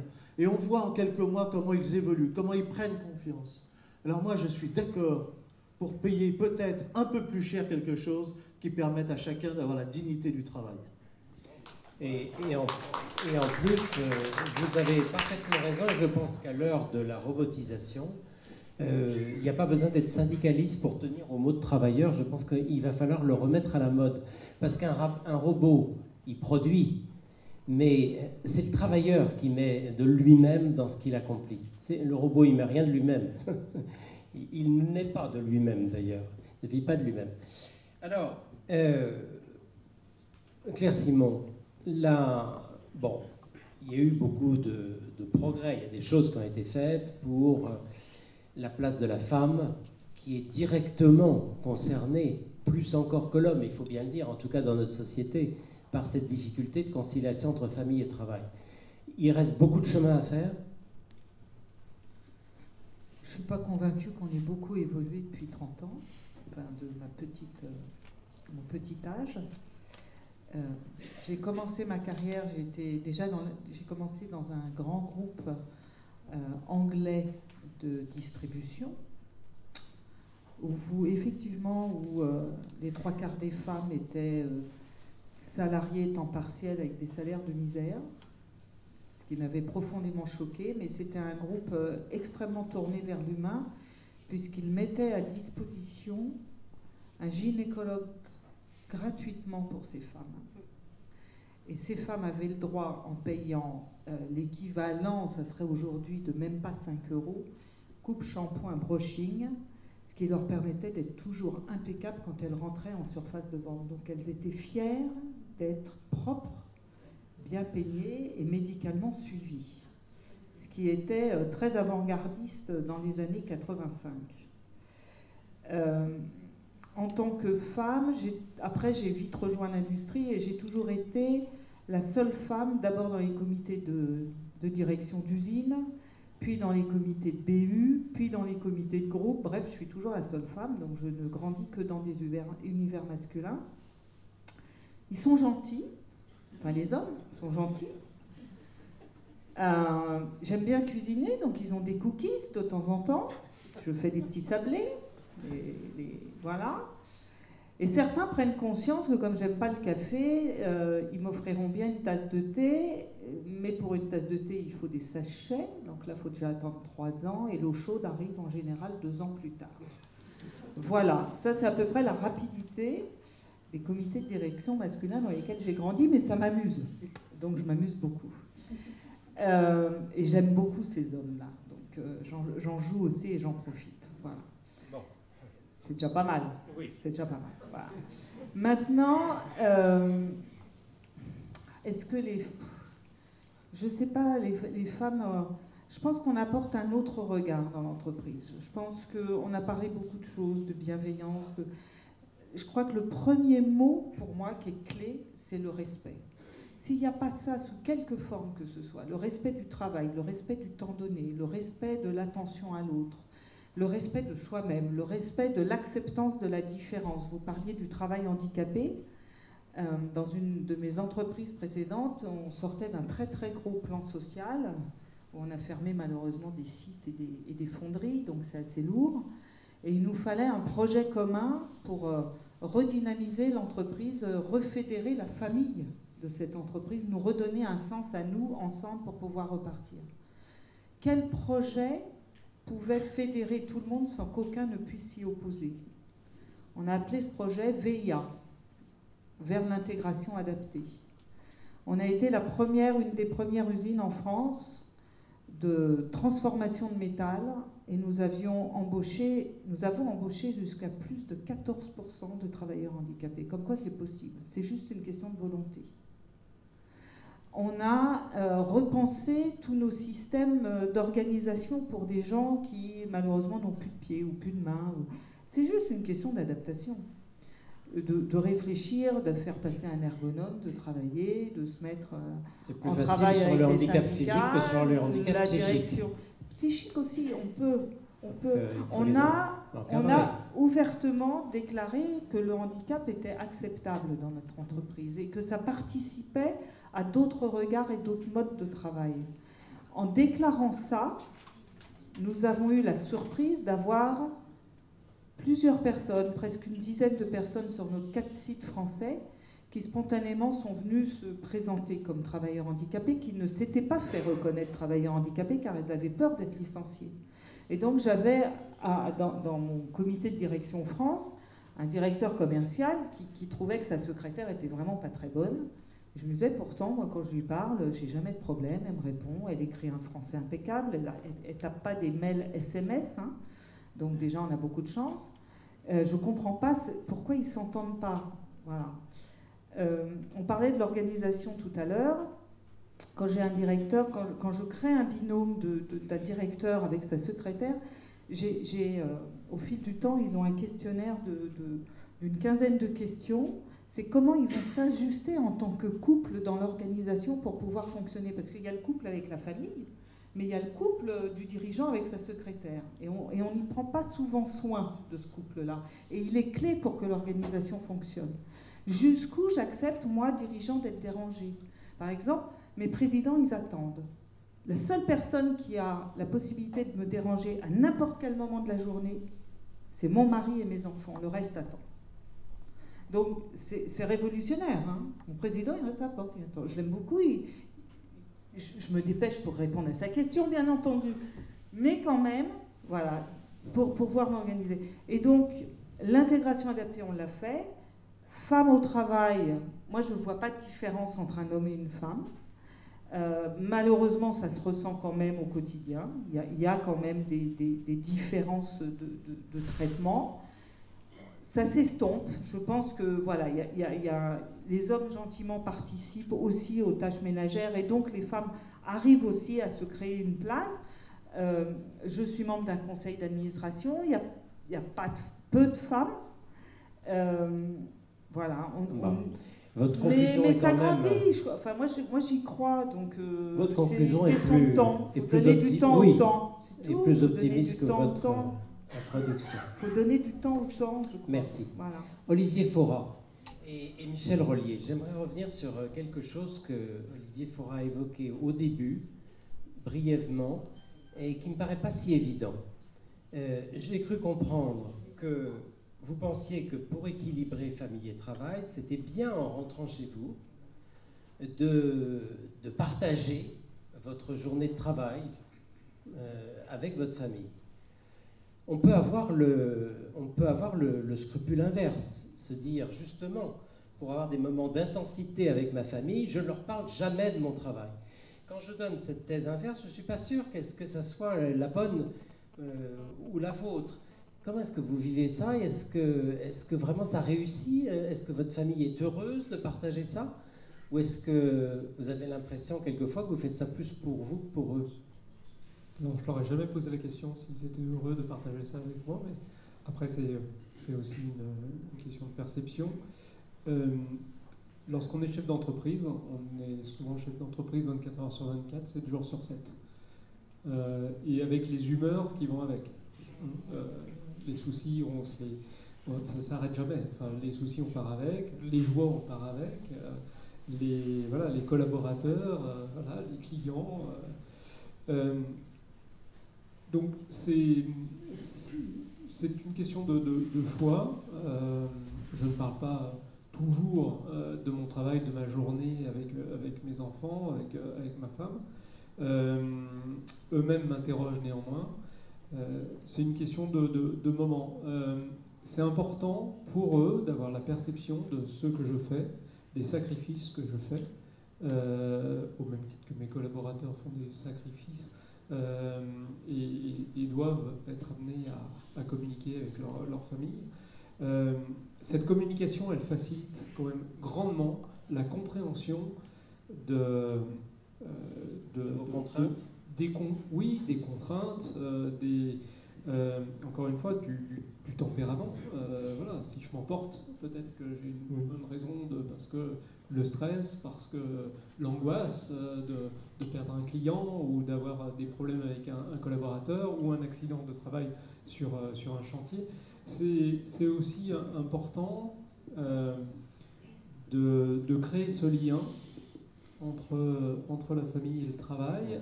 Et au contraire, moi j'associe énormément effectivement mes enfants. Je les emmène sur mon lieu de travail.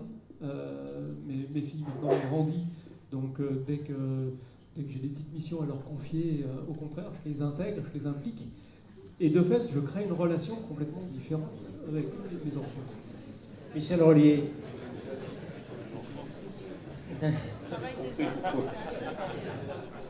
Le travail des enfants, oui, mais c'est pas la peine de répondre.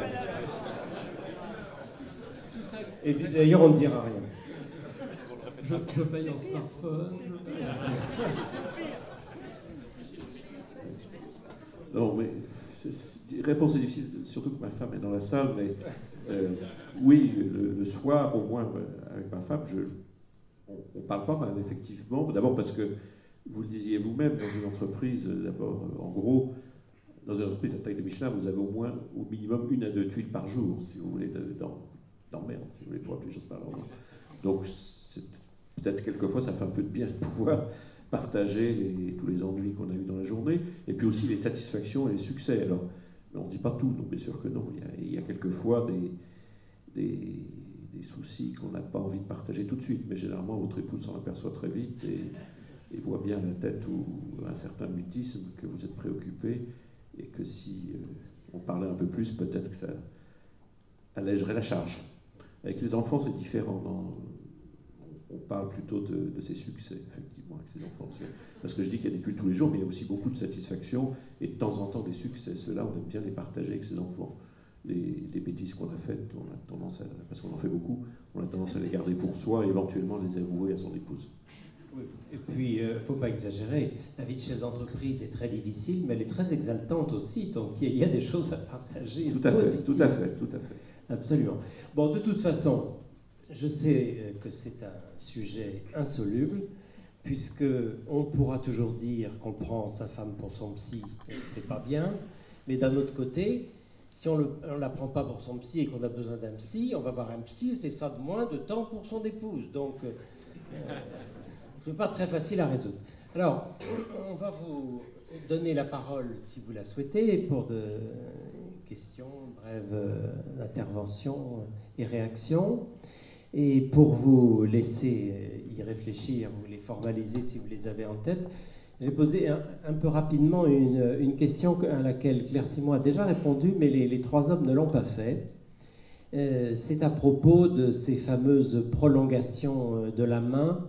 Enfin, je pense que c'est des prothèses fixées, puisqu'on voit des gens qui ont toujours le téléphone, le smartphone au bout de la main, donc ça doit être une greffe, je suppose, non ? Ces moyens de communication, de télétravail aussi, etc., vous le vivez plutôt comme un piège ou comme une baguette magique ? Joseph Touvenel. Ni l'un ni l'autre, c'est un outil. Et donc c'est la façon dont on se sert de l'outil. C'est comme le syndicalisme. Le syndicalisme, ça peut être un très bel outil si on s'en sert bien, destructeur si on s'en sert mal, et qui ne sert à rien si on n'en fait rien.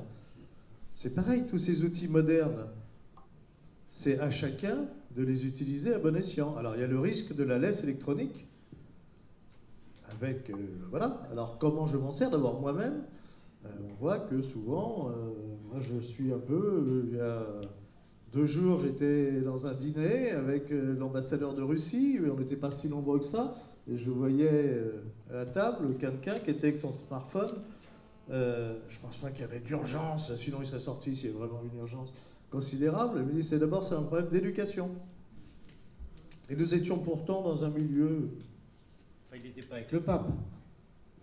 Je sais pas, c'était le pape des Russes un peu. Donc il y a un problème d'éducation à chacun de savoir ne pas répondre à tout moment, etc. Après, il y a des problèmes d'organisation d'entreprise. Il y a des entreprises qui vont s'organiser de telle façon avec une pression permanente sur les salariés, y compris via les outils de télétravail, etc. Le télétravail en soi n'est pas mauvais, il peut même être excellent. Il peut permettre à des gens de travailler un peu différemment, etc. Encore une fois, c'est comment on trouve les équilibres, comment on le met en place et comment on veille à ces équilibres. Et on en revient à ce qu'on disait, le respect de la personne humaine ou le profit qui doit passer avant tout. C'est aussi simple que ça, mais nous sommes dans une société où effectivement il y a une dérive et où on devient de plus en plus les esclaves des objets parce qu'on nous incite à être les esclaves de nos pulsions. C'est la société de la liberté échevelée sans règles. C'est-à-dire c'est moi qui veux, c'est moi qui décide, j'ai ma pulsion, je veux téléphoner, je téléphone, je veux répondre, je réponds. C'est une liberté parfaitement dévoyée et ça c'est à l'image un peu de la société. Et donc, ce qui se passe dans la société en général, on le retrouve évidemment dans l'entreprise. Alors, on ne peut que vous donner raison. On va donner le micro à Olivier Faura, mais vu côté chef d'entreprise, pour que ça soit un outil qu'on domine si facilement, ça serait mieux s'il y avait moins de pression, et notamment la pression des clients. C'est facile de résister à la pression? Alors, comme disait Joseph Touvenel, c'est effectivement un outil. On parle de droit à la déconnexion. Je pense moi, j'aime bien parler de droit à la liberté et au choix. Et à aucun moment, on passe, lorsqu'on est dans une entreprise, on passe un contrat de travail. Il y a aussi beaucoup un contrat moral. Le contrat moral, il est de quelle manière, effectivement, je laisse les collaborateurs, alors c'est moins facile pour certains collaborateurs sur les chantiers ou sur les ouvriers, mais le choix et la liberté de leur organisation. Donc, ce qui est important, c'est la vigilance et attirer toujours l'attention sur effectivement ce côté piège des outils électroniques.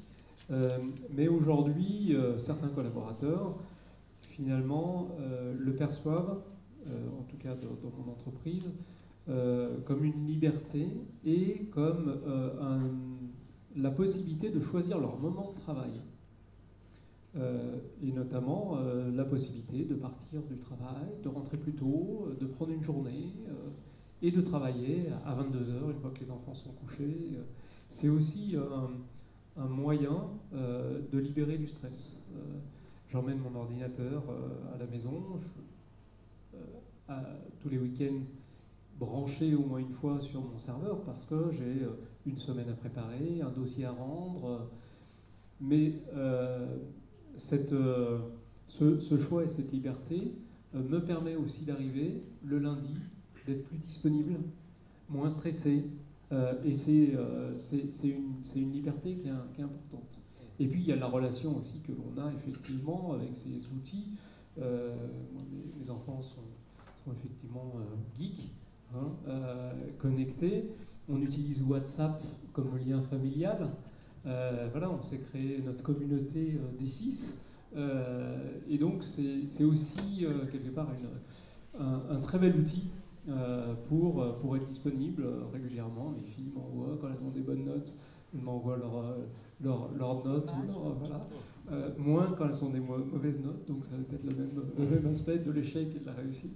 Mais en tout cas, ces outils existent, effectivement, il faut les prendre tels quels et avoir la capacité de les utiliser peut-être aussi pour se libérer, tout en étant vigilant effectivement sur l'éducation, l'environnement et ne pas se couper de l'environnement, ça c'est sûr. Merci. Michel Rollier, quand on est président de Michelin, le rêve de tous les collaborateurs d'un certain niveau, c'est d'avoir le numéro direct du mobile du patron. Oui, mais ils ne l'ont pas. Alors il fait comment le patron? Il s'organise.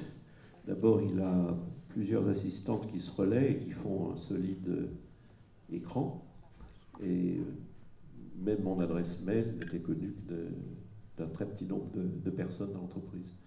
Mais je savais qu'il y avait des personnes qui, à tout moment, pouvaient à tout moment m'alerter, parce qu'il faut bien savoir que dans un groupe de cette taille, vous pouvez avoir aujourd'hui, avec notamment la pression médiatique, fait que vous pouvez avoir à réagir dans l'urgence sur une question qui a un impact médiatique. Vous avez, je sais pas moi, même un grave accident aux États-Unis d'un quart d'enfant et on accuse les pneus, il faut que vous le sachiez tout de suite, parce qu'il va falloir communiquer. Et il va falloir que vous contrôliez la communication de votre filiale américaine. Et puis vous savez que vous-même, vous allez être interrogé. Donc vous ne pouvez pas dire je ne veux rien recevoir, ça c'est absolument impossible. Par contre, il faut s'organiser. Si je peux dire, l'avantage d'avoir un grand groupe, c'est que vous avez d'abord autour de vous un pool de personnes qui filtrent et qui sont elles ou qui s'organisent pour qu'il y ait des permanences. Et par contre, on sait, ces personnes-là savent où me trouver, où me contacter à toute heure du jour ou de la nuit, où que je sois dans le monde. Et de la nuit, parce que quand on a un groupe qui est installé sur des fuseaux horaires différents, oui, on doit pouvoir... on a le droit d'éteindre son mobile? Non, justement pas. Mais encore une fois, on sait qu'il n'y a que peut-être 15 personnes qui ont le numéro du mobile. Donc si elles vous appellent, sachant que vous êtes en Chine et que dormez, ça sera vraiment parce qu'il faut qu'elle vous appelle. Oui, il y a toujours... Mais c'est un facteur très sécurisant, justement, de savoir que si quelque chose d'important arrive, vous pourrez réagir à temps. Parce qu'aujourd'hui, on attend du chef d'entreprise, même si le groupe est mondial, qu'il réagisse lui-même. Et c'est sûr qu'on dort mieux en se disant le téléphone ne sonne pas, c'est donc qu'il n'a pas de raison de sonner, alors qu'on peut avoir des insomnies parce qu'on a éteint son mobile. Et que peut-être il aurait dû sonner. Exactement, donc on n'a pas d'insomnie en disant pourvu qu'il n'arrive rien, parce qu'on sait que s'il y a quelque chose, on sera prêt. Voilà, absolument. Qui veut intervenir? Madame, vous ne... Oui, vous dites qui vous êtes et puis... Bonjour, Madame de Bellinet, donc je suis présidente de l'AFC de Boulogne-Billancourt. Je vous remercie d'abord pour vos différentes interventions qui étaient très intéressantes. Je voudrais revenir sur une question qui a été évoquée exactement 30 secondes, c'est-à-dire le travail à temps partiel. Vous avez parlé du travail à temps partiel imposé, vous avez évoqué le travail à temps partiel choisi. Malheureusement, en tant que femme, je fais partie peut-être de ces ringards de base qui trouvent à la fois agréable de pouvoir travailler et en même temps pouvoir m'occuper de ses enfants ou d'autres choses. Or, aujourd'hui, force est de constater que de travailler à temps partiel est quand même de plus en plus compliqué pour une femme et que ça impose un véritable choix.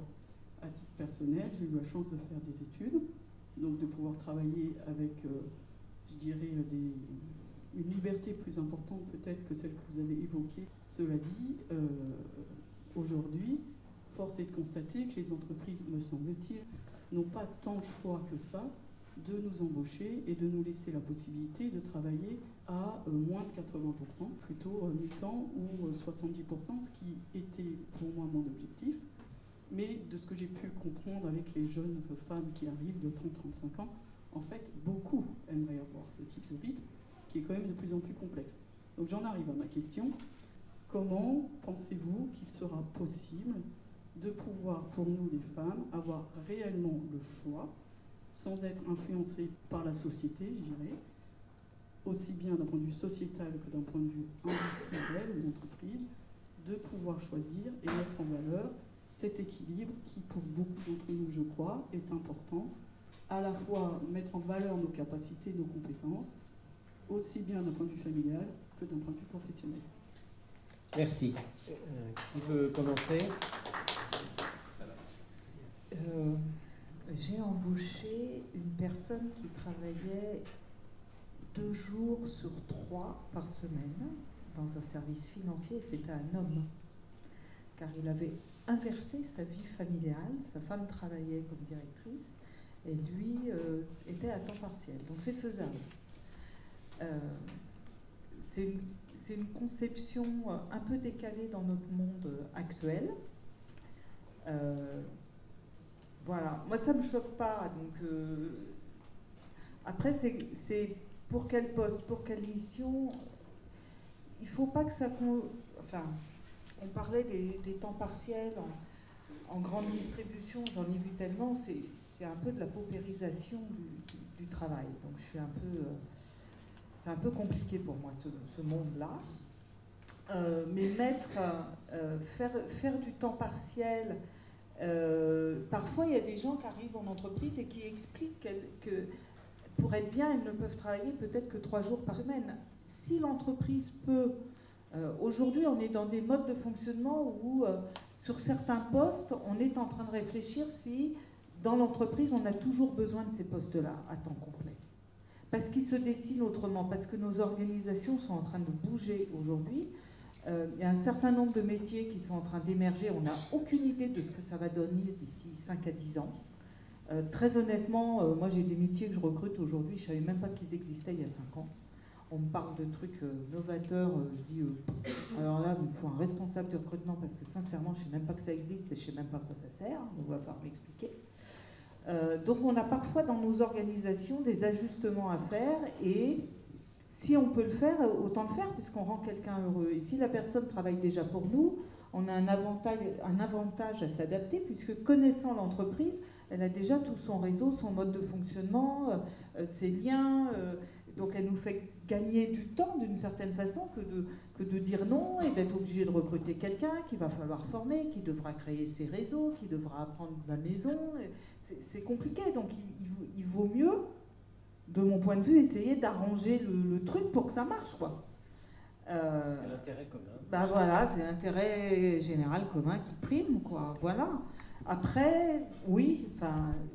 Après, ça dépend des missions. Quelqu'un qui viendrait en temps partiel, à nouveau, je reviens à mes 5-8, parce que moi, j'ai la chance d'avoir des organisations un peu explosées, dans le sens où les vies de famille sont extrêmement touchées, hein, un 5-8, un 4-8, un 3-8, un 2-8, un flexible. Moi, j'ai tous les modes d'organisation possibles, les 2-12, les VSD, les vendredis, samedi, dimanche, j'ai tout. Hein, donc... en termes d'organisation, c'est un peu le bazar. Hein. Quand on veut mettre un truc en place, il faut le penser en 10 dimensions différentes. Mais si on peut ajuster, pourquoi se le refuser? Pourquoi le refuser? Joseph Touvenel. Je n'ai pas de baguette magique, donc je ne peux pas donner de solution, parce qu'il n'y a pas une solution unique. Se pose au moins deux questions. La première, c'est est-ce que c'est dans les possibilités de l'entreprise? Ça dépend ce que fait l'entreprise, comment elle est organisée. Donc voilà, c'est la première question. Et la deuxième question, si c'est dans les possibilités de l'entreprise, est-ce qu'il y a la volonté de l'entreprise de mettre en place des temps partiels? Est-ce qu'il y a la volonté de dire, ben oui, j'ai des salariés qui seront mieux comme ça, ou alors je ne vais pas m'ennuyer avec tout ça? Maintenant, on n'a pas de solution, si ce n'est de travailler au quotidien pour faire évoluer un certain nombre de mentalités, pour développer ce côté temps partiel choisi et non pas temps partiel imposé. Voilà, moi, mon épouse, elle est à temps partiel choisi et tant mieux. Maintenant, ça dépend. Alors, il y a des entreprises qui peuvent le faire et qui le font, et d'autres qui pourraient le faire et qui ne le font pas. Et donc, si vous êtes dans ce type d'entreprise, syndiquez-vous, on fera avancer les choses ensemble. Oui, c'est pas toujours une question d'attitude, mais c'est souvent une question d'attitude. Alors, il y a quand même des choses un peu réconfortantes. J'ai vu que très récemment, et j'ai gardé le titre, j'ai trouvé ça extraordinaire, qu'il y a une grande banque française qui avait fait pour une centaine de cadres de la direction générale un séminaire dont l'intitulé, je trouve, est surprenant, surtout pour une institution financière, la bienveillance comme facteur de développement des collaborateurs et comme facteur d'efficacité collective de l'organisation. Merveilleux. Bon, super. Oui, c'est très bien. Ça m'inquiète toujours un peu. Oui, on se demande si les travaux pratiques seront travailler sur la bienveillance en entreprise, etc. Parfait. Très très bien. Est-ce qu'il n'y aurait pas un peu de manipulation? Est-ce qu'on n'est pas aussi un peu dans l'affichage? Vous voyez, on fait un colloque. C'est le côté syndicaliste. Sur la bienveillance, qu'est-ce que c'est bien? Et on va signer d'ailleurs un superbe accord, la bienveillance en entreprise, à la fois utile et nécessaire. Je voudrais voir au quotidien, est-ce que dans le même réseau bancaire, on n'a pas des gens qui sont dans les annonces, dans les agences, à qui on dit, là, pendant 3 mois, vous devez vendre tel produit, quelle que soit la clientèle. Et puis si vous ne faites pas du résultat, c'est que vous êtes un mauvais, vous n'avez pas de prime, pas d'avancement. Et si la personne, alors je parle de concret là, hein, si la personne répond oui, mais moi, je ne vais pas vendre des actions dans des gens qui sont à découvert.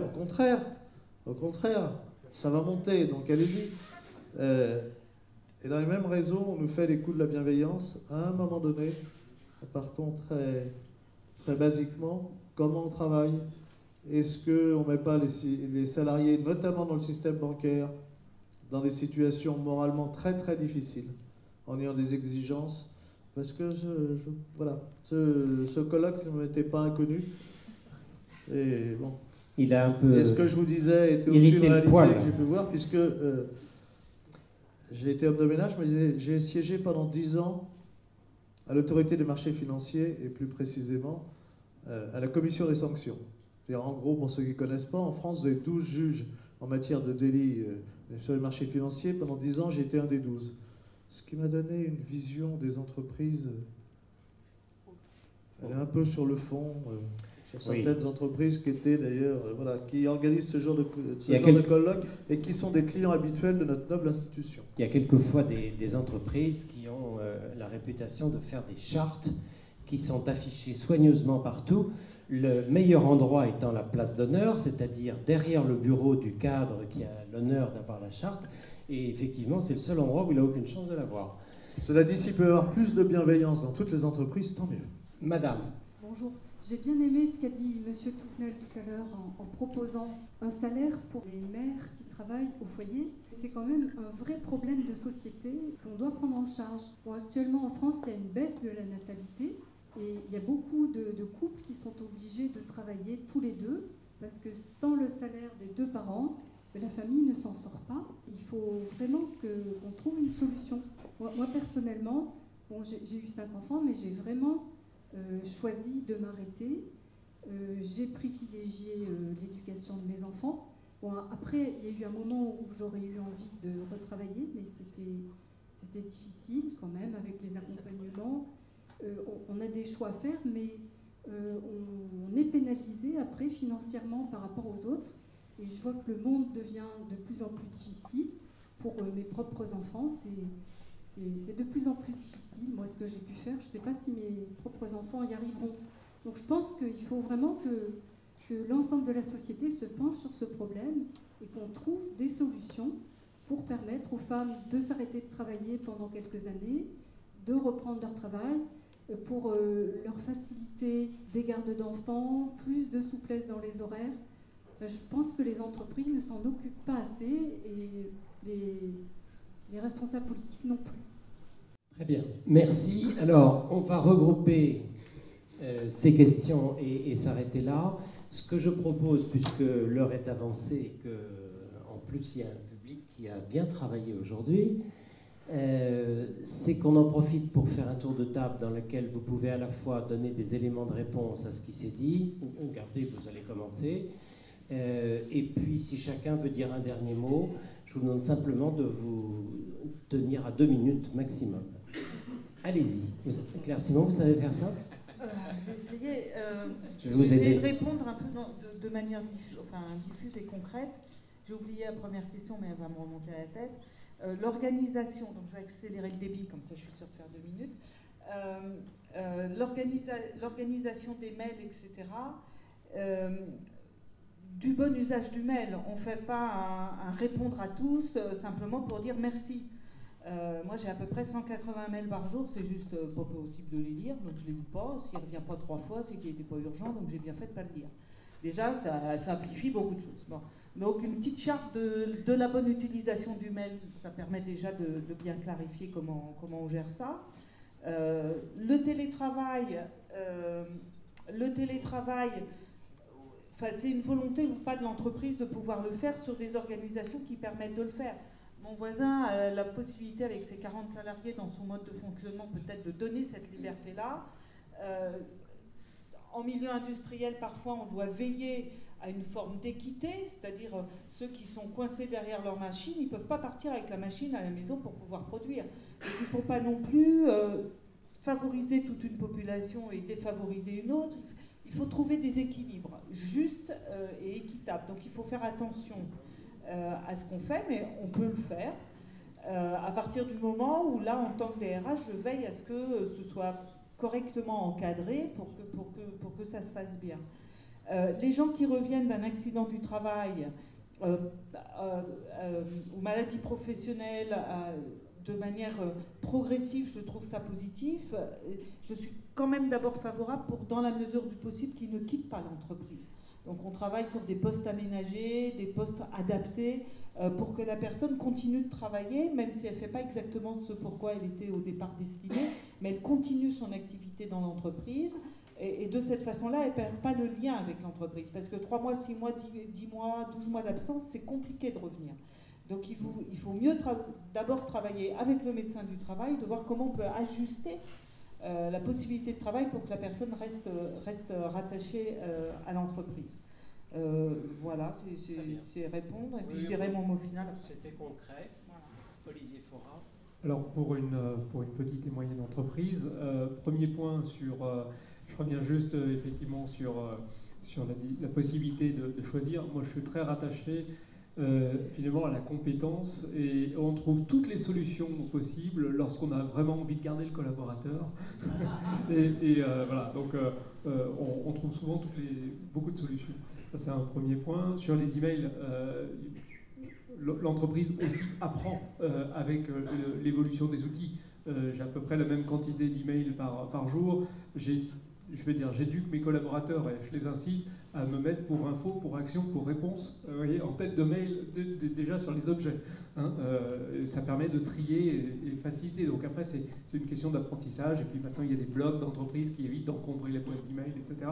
Donc il y a plein d'outils. Il faut simplement que l'entreprise évolue avec ces outils-là. Voilà. Et puis sur le télétravail, alors moi, c'est une notion dans une petite... Alors, c'est pas le cas pour une femme. J'ai un collaborateur qui est gravement handicapé, qui est tétraplégique, mais qui a une volonté de faire. C'est quelqu'un qui est tombé d'un échafaudage à 22 ans. Il est dans un fauteuil roulant, il a fait le choix de continuer à travailler. Il a une place dans l'entreprise. Je l'ai associé au capital, c'est un de mes associés. Donc il est très impliqué. Et simplement, il y a des moments où il est extrêmement fatigué. Et, naturellement, à partir du moment où il y a la possibilité, bien évidemment, c'est un collaborateur clé pour moi. Je rejoins aussi cette partie de compétence et de confiance, parce que je peux lui faire confiance sur le télétravail. Donc ça se met en place. Et c'est parfois plus compliqué, effectivement, dans les petites et moyennes entreprises que dans des grandes entreprises. C'est une question d'organisation, de choix et de volonté du chef d'entreprise. Ça, c'est certain.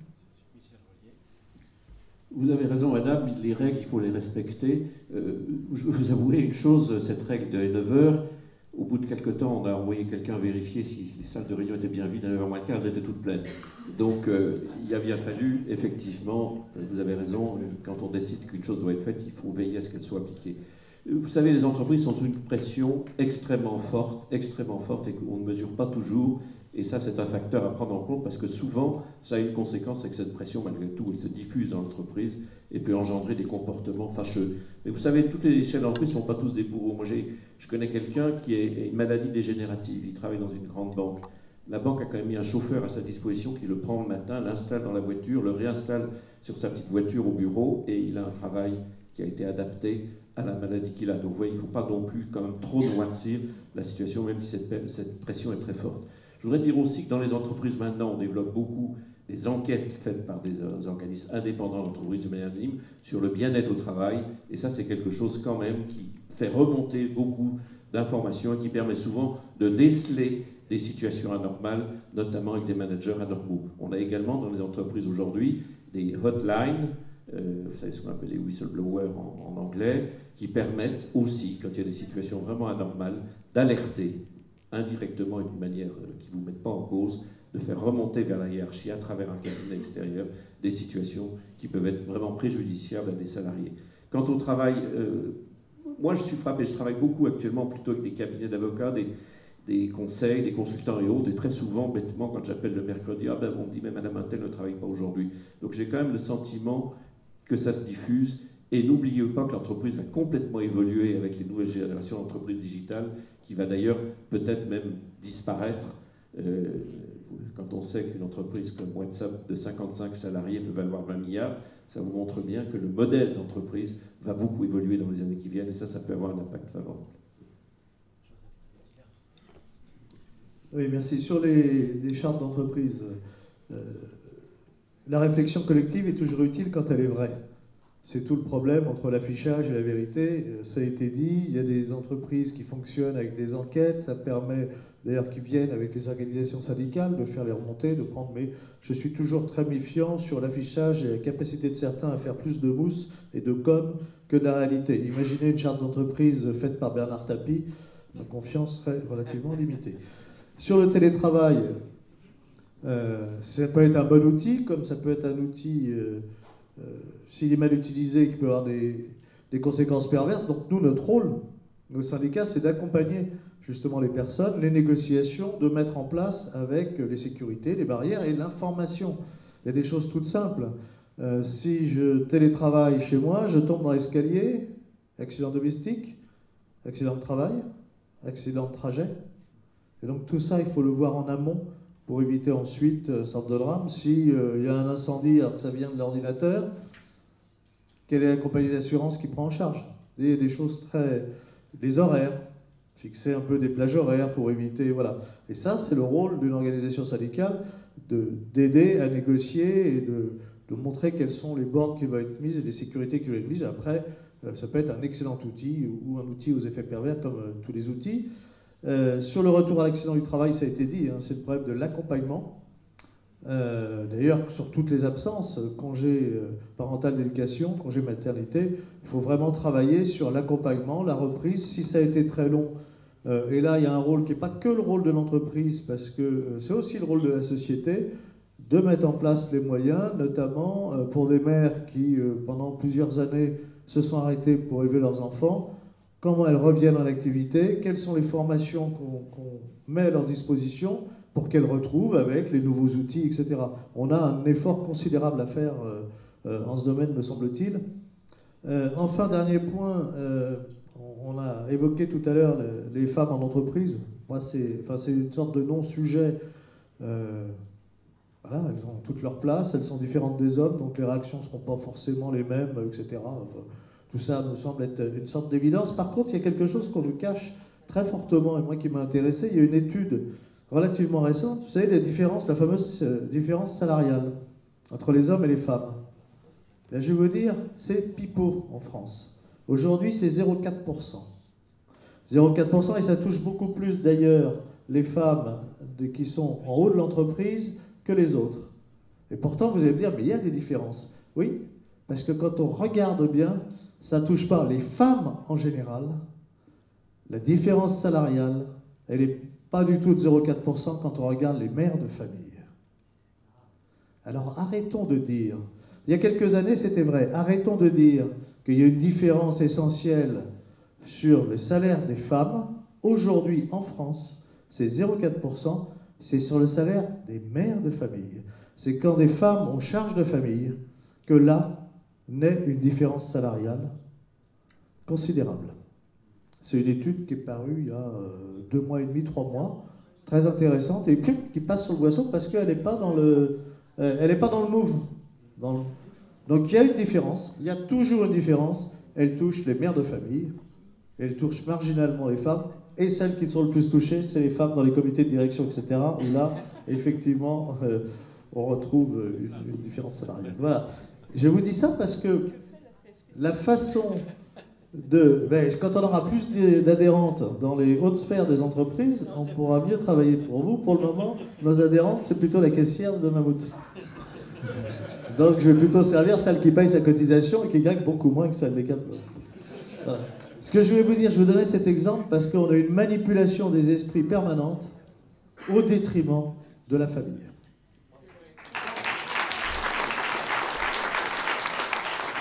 Merci de ce mot de conclusion. Bon, on le savait au départ en ouvrant ce débat que la question c'était une question d'équilibre entre travail et famille.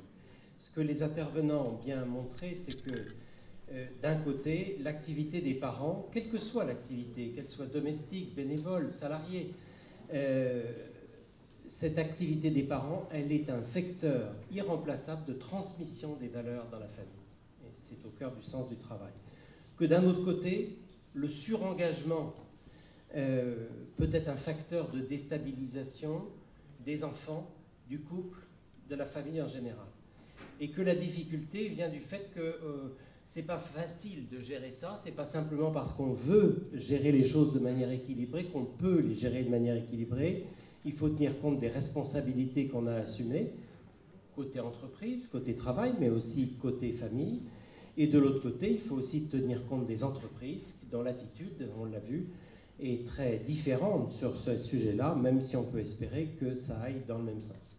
Donc l'importance dans tout ça, c'est qu'on en parle de plus en plus, qu'on réfléchisse à ces sujets-là de plus en plus, qu'on confronte les avis de gens très complémentaires comme ça a été le cas. Et donc merci aux AFC d'avoir donné l'occasion d'en parler. Merci aux intervenants de l'avoir fait ce soir avec talent. Merci à vous d'avoir été patient jusqu'au bout.